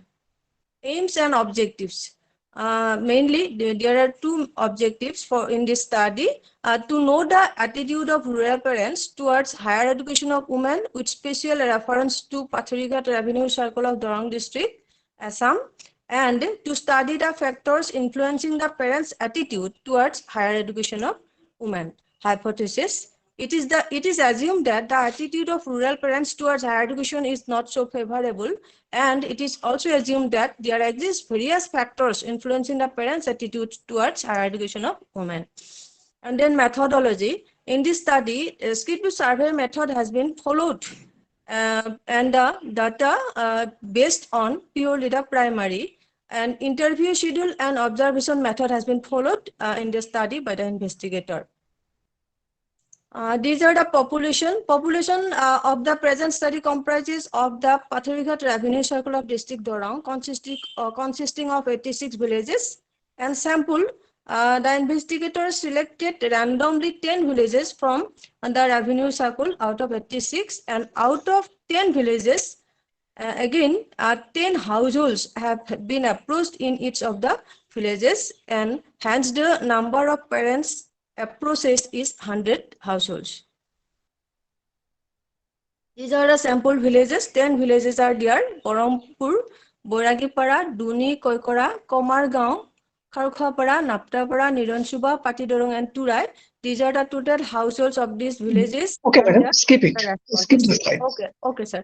These are tools of data collection.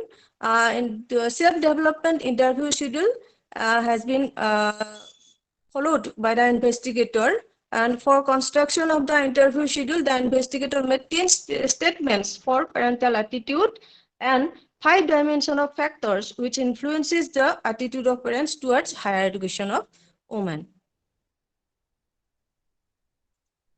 The sources: primary data. For the present study, primary data has been collected by the investigator through physically visited the area. All of the Gaon Pradhan helps the investigator. An interview schedule and observation method used by the investigator for the selected sample of the study, and secondary data collected from various books and articles of journals. These are the analysis and interpretation. These are the statements. 10 statements are there. And the respondent sample, these are percentage. Graphical representation of the data. Next, factors influencing the parental attitude. These are the 5 dimensions: lack of awareness of parents, financial position, conservative outlook, preference of male child, and transportation and communication. And this is the graphical representation of the data. Next, measure findings. Objective 1. From the study, it is found that the attitude of rural parents towards higher education of women is not so favorable in the study area. It is also observed that mostly the parents of the study area is financially not sound. They cannot provide financial facilities to the girls for higher education. Hence, if they can provide the certain facilities, the preference will be given to the male child by the parents. The study also found that investment in higher education of women means the wastage of money. Majority of the parents were very conscious about the marriage of girls rather than the higher education of women. A maximum number of parents have no idea that development of a nation depends upon the higher education of women. Next, measure objective number 2. It is found that the attitude of parents totally influenced by the economic conditions of parents. The study reveals that though the parents have the interest to the higher education of women, yet they cannot able to provide the facility to the women students. And also observed that the study had that most of the parents are not aware about the higher education of women. the mindset of the parents of the study area till now not free from the conservative outlook, and they prefer the male child. It is also founded from the study that transportation and communication system is not so favorable for the higher education. And the conclusion, so everybody knows that women are the essential segment of every society. They have the prominent role in the progress or development of every society. But in the we have found that the attitude of parents of the study area is not so favorable, not positive, so positive towards the higher education of women. There are some factors which have been influencing the attitude of parents towards higher education of women, and parents are aware about the higher education of women in some area, but they have no sufficient financial support for investment in the higher education of women, and women students are not getting the sufficient facilities for higher education. That's all. Thank you. Thank you, everyone. Thank you. Thank you, madam. Next one, Megha Chaudhary and Nidarshan Nandan Kaushik. Are you listening me? Megha Chaudhary. Good afternoon, sir. Am I audible? Yes, yes. Yeah, very good. Okay, sir. I would just like to present my screen.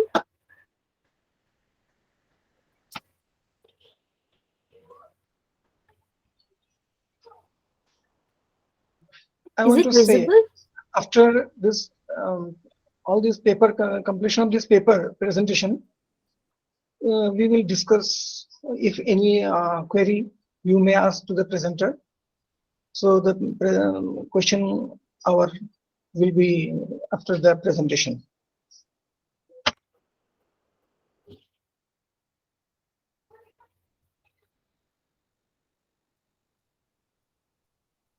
Is my screen visible? Yes, it is visible. It is clear.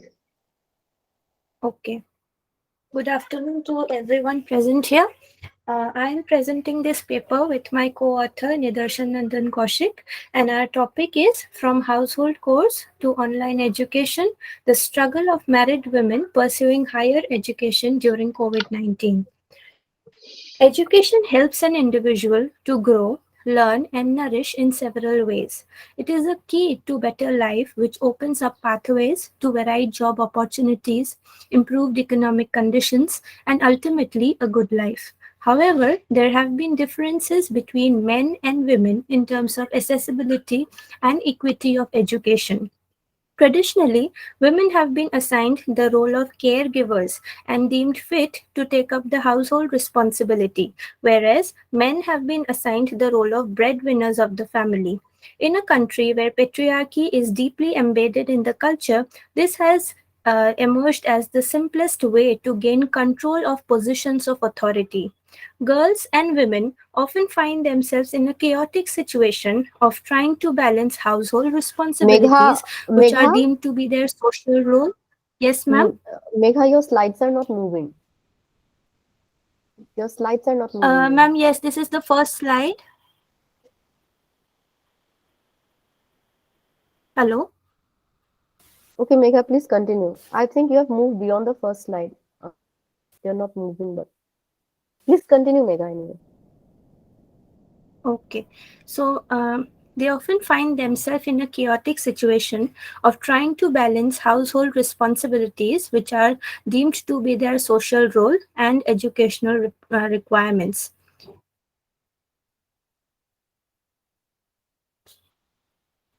While women in general face a lot of challenges in managing their educational responsibilities, it becomes even more challenging for a married woman as she has to juggle between the caregiving responsibilities towards her family and the educational responsibilities as and when necessary. Obtaining higher education is a distant dream for many married women who are prone to time poverty. Many times it is seen that motherly responsibilities come up in the early years of marriage, which makes the pathway of education even more arduous.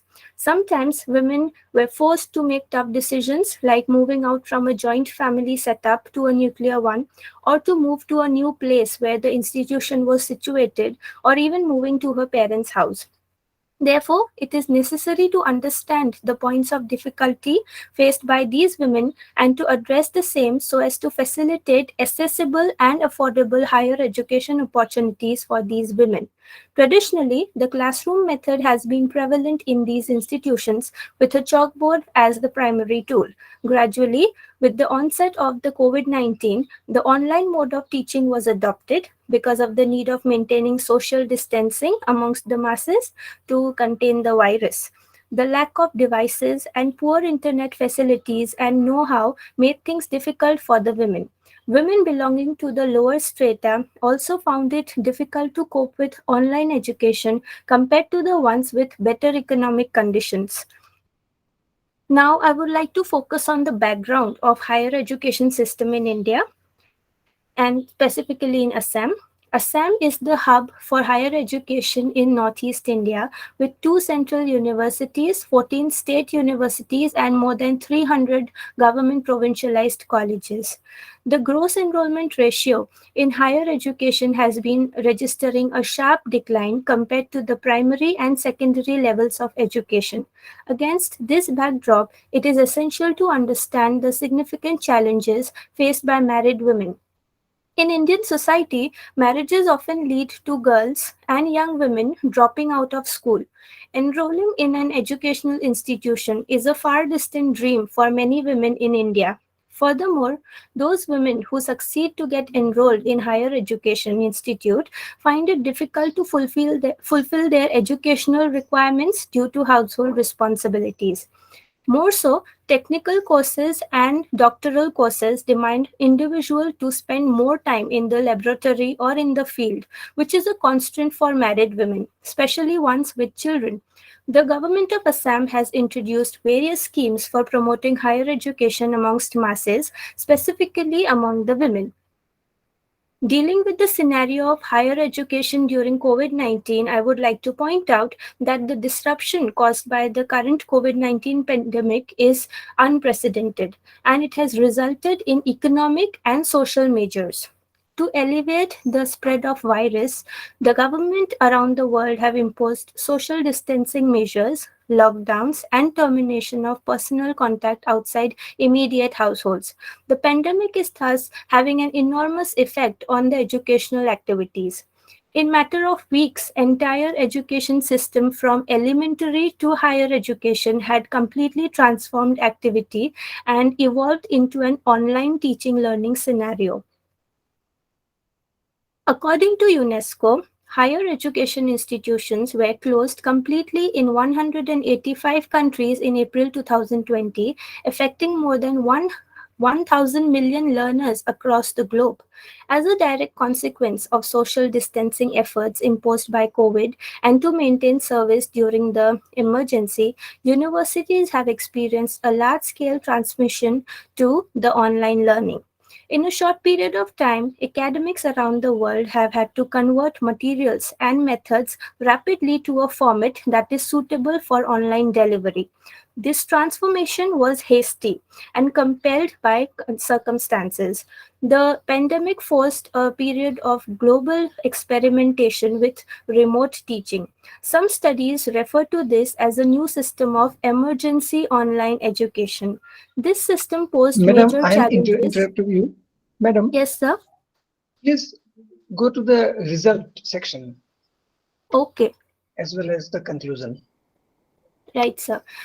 In short, I would like to point out the research methodology for understanding the experiences of married women here in Assam. We have sampled 10 women using the snowball sampling method from Guwahati city and all around Northeast India. And we have used the semi-structured telephonic interviews where we tried to understand the point of view of these married women without influencing or taking into account any kind of prejudice from our side. So while analyzing this, we understood that the household structures of have actually impacted the individuals, because the family relations have had a very striking impact on the individual during the COVID pandemic time. Even one of our interviewees, who was pursuing her PhD from a reputed university, reported that it was only after marriage that she could complete her master's and start pursuing doctorate. A majority of women that we interviewed felt that a nuclear family structure was better for pursuing their education. With the authority of decision making entrusted to young couples, these marital homes provided a safer and more liberating atmosphere for the women. A major hindrance in the attainment of education post marriage is also childbearing. The timing of this life event was deemed substantial in shaping a woman's life course. Most women opined that their husbands provided a sturdy support system, but the presence of in-laws negatively altered their behavior during the time of COVID-19. Internal family beliefs and rules reflecting the macro social and cultural norms continued to impact women's lived experiences. To conclude the same, I would like to point out that the pathway of receiving education has always been difficult for women compared to males from time immemorial. The double burden of work makes it difficult for women to fulfill their educational responsibilities. They are forced to drop out due to various reasons like gender inequality, social discrimination, early marriage, household responsibilities, including childcare responsibilities, economic issues, etc. A well-known African proverb reads that if you educate a man, you educate an individual. But if you educate a woman, you educate a nation. The government needs to take proactive steps in order to facilitate smooth, accessible, and equitable education for all citizens. Most specifically, the government should emphasize on different egalitarian policies which can reduce the gender gap and digital divide. Special emphasis has to be laid on providing the necessary assistance to married women considering their load of responsibilities. Thank you so much for your time and this platform. Thank you. Thank you, Megha Chaudhary. Thank you, sir. Few of presenter, they have not joined us.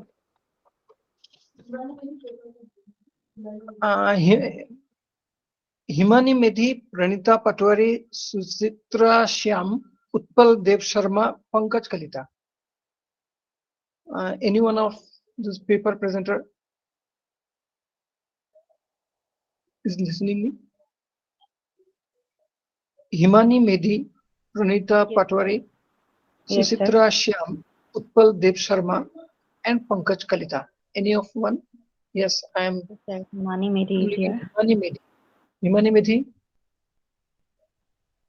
Sir, just I am now connecting with my mobile phone, so I have to connect the Google Meet through my laptop. So it will take few minutes.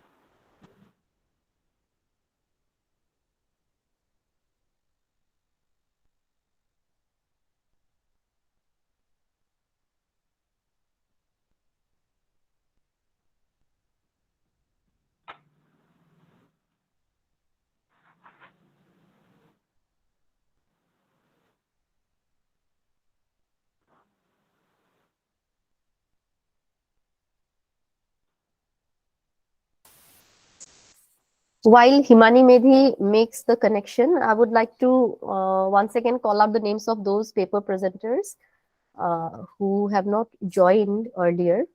Maybe they are here now. Anupam Borguhai, Arpita De, Dr. Golab Panging and Rupjyoti Duori, Dr. Saptarshi Paul, and Kanchana Das. If any of you are here, if any of the paper presenters are here, kindly respond so that we can accordingly assign you after this presentation.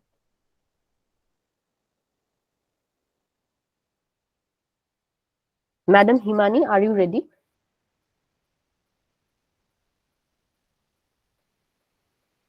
Ma'am, please allow my laptop to join.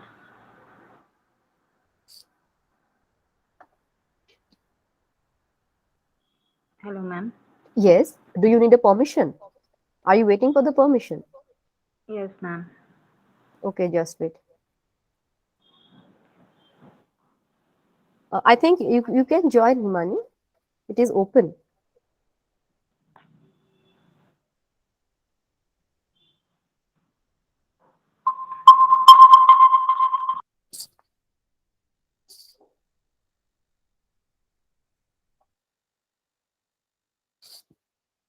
Hello?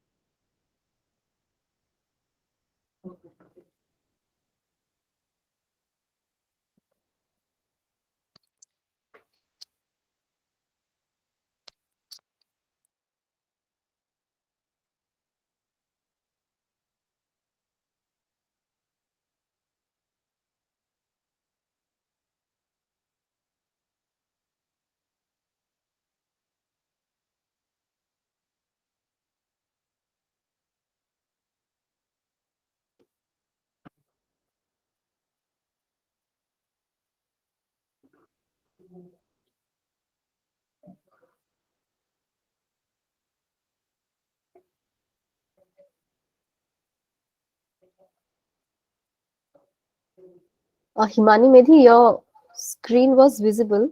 Now it's gone, but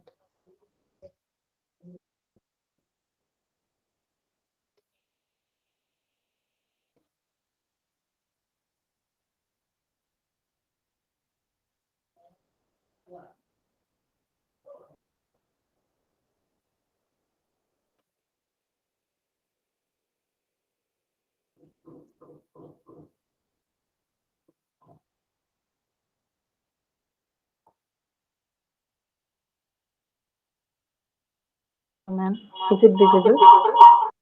yes, Himani, it's visible, but there is an echo in the background.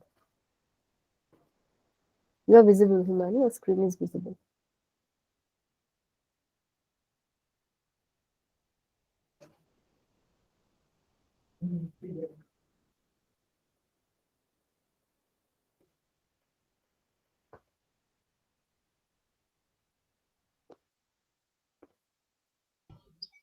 I think there is some problem, technical problem.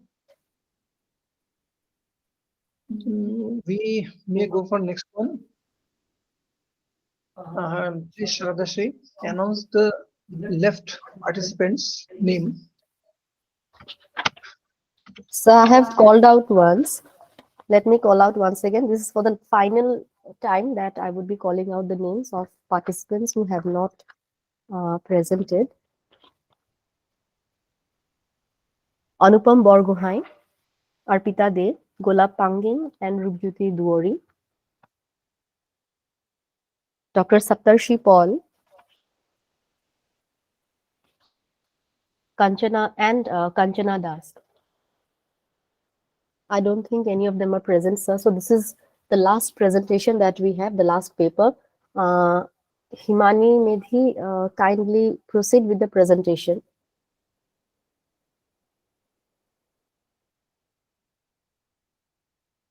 Please unmute, madam.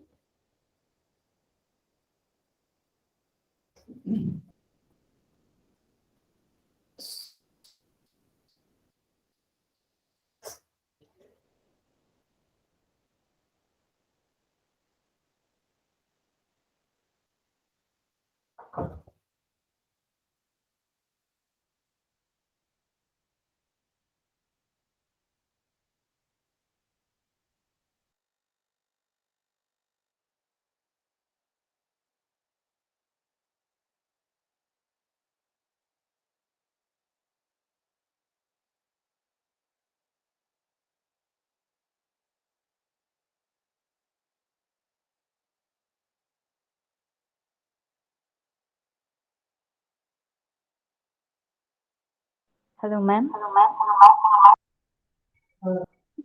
Yes, it is now. It is audible.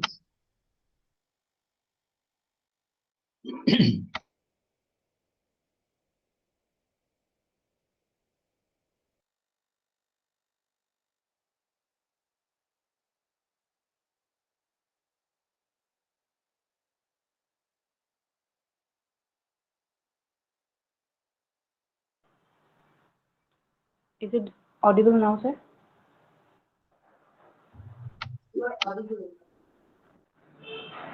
Sir? Yes, please start. Okay.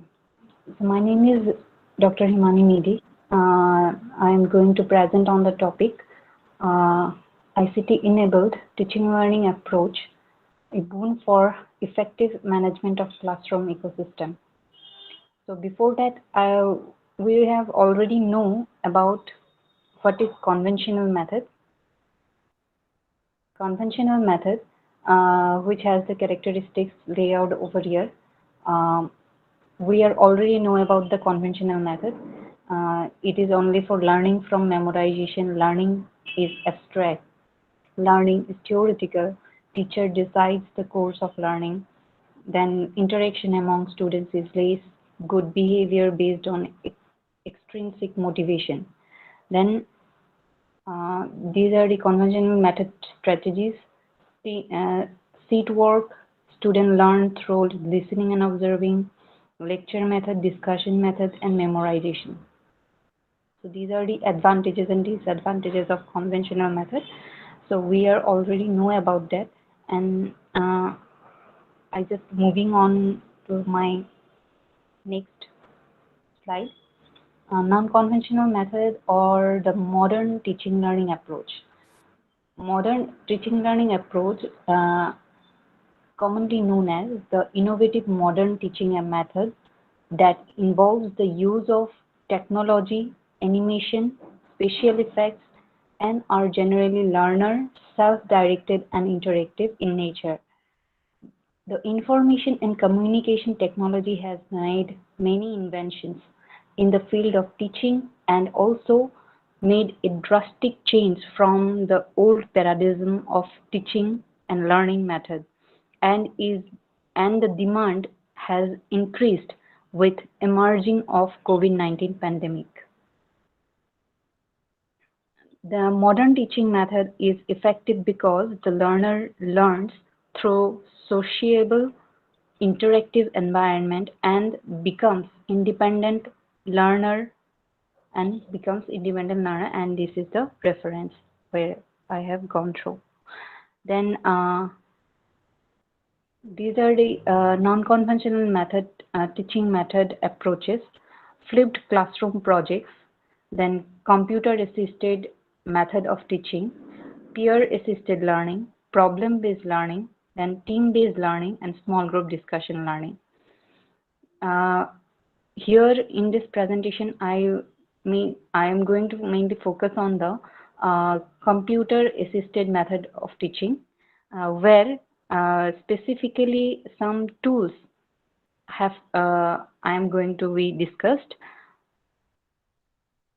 There are some tools like Genomio, Quizzes, and Edpuzzle, which are freely accessible for teachers. They can use this app and can implement in their classroom. Genomio enable teachers to prepare a particular topic, their presentation, and their specific descriptions or notes. They can prepare module here, and they can provide the students to learn and study in home itself. Then quizzes and Edpuzzle give interactive session where which particular topic they are going through, that a teacher can teach them through some quizzes within some presentation, and in Edpuzzle also some presentations can be made within which some quiz or questions can be incorporated, and the students can learn by visualizing the presentation along with solving the questions. So a brief description I am going to show. Here I have already opened up my Genomio module. Here my courses I have already prepared. That one is carbohydrate molecule for category 1 students. That means for whatever I have just give it a name, category 1, and this is the protein and their structure, functioning, and their functioning and denaturation. Let's go start with this.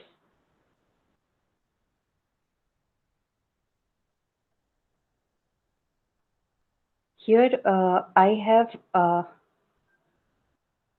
prepared the topic protein and their structure.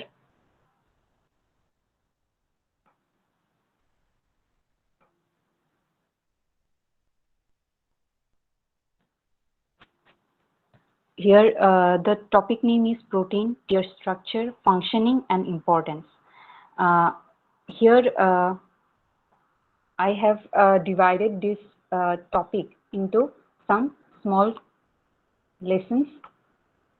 Number 1 is introduction and overview of the protein structure, then functioning of protein molecules, then denaturation of protein. So in the first topic, introduction and overview of protein molecules, here I have added an Edpuzzle video presentation here, where I have added questions using the Edpuzzle app, and let us see the presentation. Ma'am, could you please come up with the findings that how it was beneficial to you? If you could talk about that, instead of elaborating, that would be that is necessary, because we are already running short of time now. Okay, ma'am. Yeah. Like what benefits you have derived by making use of the technologies? Okay, ma'am. Got it.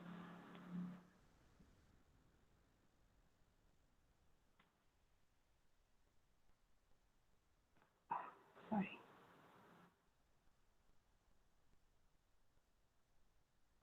So Genomio enables us to prepare a particular topic, as like we have already know about the SWAYAM courses. There some courses are made, and then for particular topics some subtopics are there, and according to the lessons are presented by the teachers. So Genomio enables us to prepare such kind of modules for students, and this helps the students not only learn in the teaching classroom as well as in their home also. But the implementation or the findings of the particular this module can be assessed or can be analyzed with the help of these two another tools, which are the quizzes and the Edpuzzle. Edpuzzle enables us to add questions within the presentation, and quizzes helps us to create some quizzes and assign the students for their grabbed knowledge, to analyze their grabbed knowledge. So these are the tools. There are some other more tools, but in this paper or in this presentation, I have just discussed about these three only. So these are the advantages of the conventional and non-conventional methods, and disadvantages of the non-conventional method. So next, conventional method and ICT-enabled method, which is a non-conventional method. These have the differences that it direct instruction. It based on direct instruction and lecture method. And the conventional method, in the conventional method, students learn through listening and observing, while in ICT-enabled method, hands-on activities are there through which they can learn by themselves. As we have gone through the quizzes and Edpuzzle app, then student-led discovery by themselves, and then group activities are also there, so they can learn in group activities also. So conclusion is that a blended teaching learning method with the use of ICT tools and applications has a scope of enhancing the outcome of institution. So we can conclude as that ICT-enabled teaching learning approach can boon effective management of classroom ecosystem. Thank you. Thank you, ma'am. Thank you, Himani, madam. It was a very interesting presentation, but unfortunately, because of time constraints, we could not, Yes, ma'am. yes, Yeah. you could not make it an Yes, ma'am. elaborate one. Yes, ma'am. Yes, ma'am. Yes, and I'm very hopeful that once the conference proceedings are published, all the paper presenters would have will definitely have a chance to go through your paper. And I'm very happy that you have brought out this issue on how we should update ourselves by making use of these tools that are available. Yes. So because we're talking of quality enhancement and how to sustain quality in this seminar, I'm very happy that you have come up with this paper, madam. Thank you so much. Now, I request the paper presenters and other participants who are present here to kindly interact. The session is open for interaction. Any responses, questions, discussion, or insights are highly welcome. Please, participants.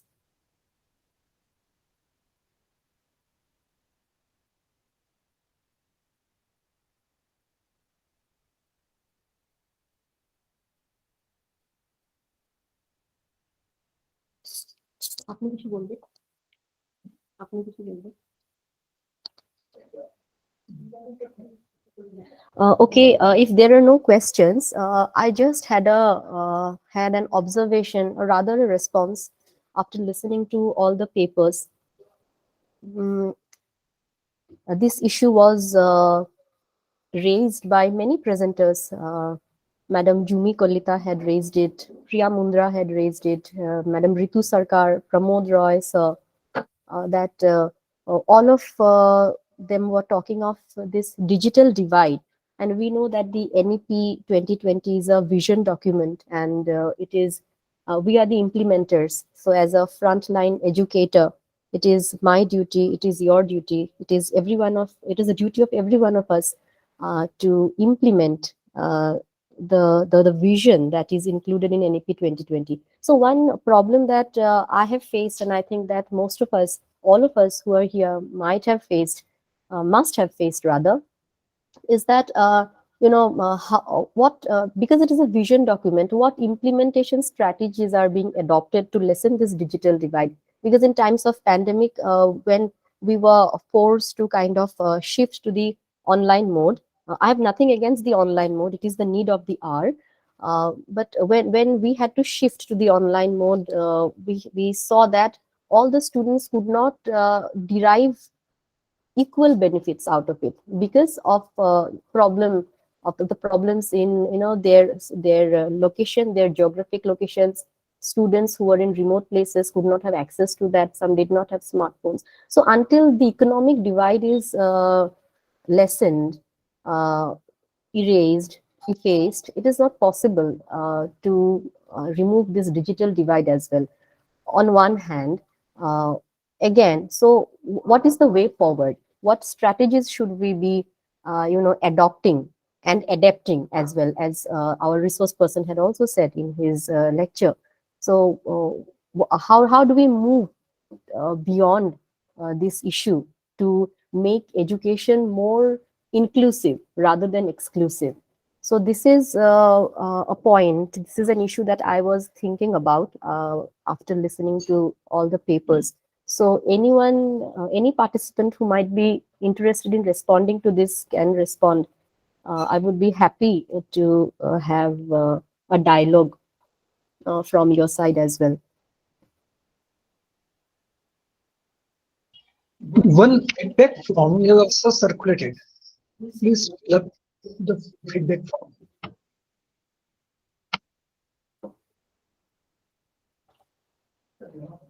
Yes, the feedback link has been generated and it has been shared in the chat box. So we would also like to listen from you of your experience in this online session. Kindly fill it up.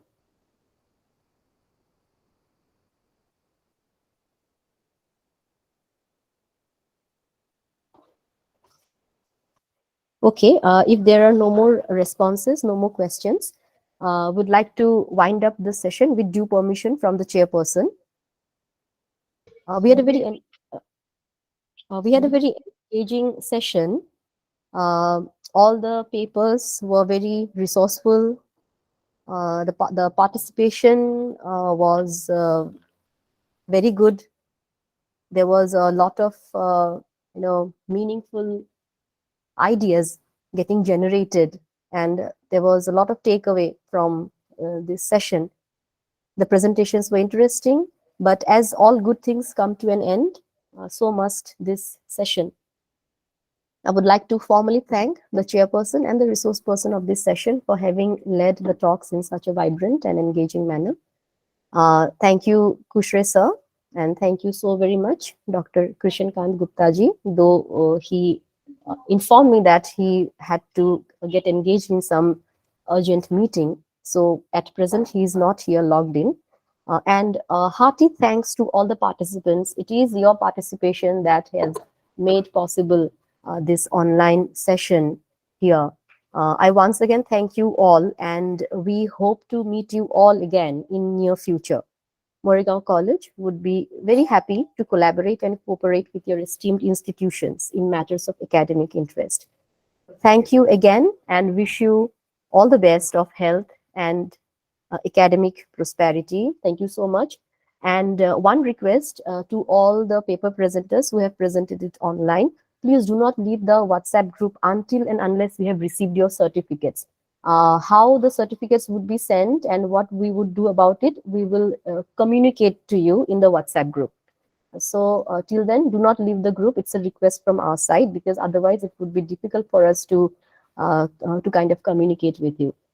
Thank you so much once again, and we would be really happy if you fill up the feedback form and submit it. Thank you so much. So on that note again, let us wind up the session. Thank you so much. Bye-bye. Thank you, ma'am. Thank you, Pratyush.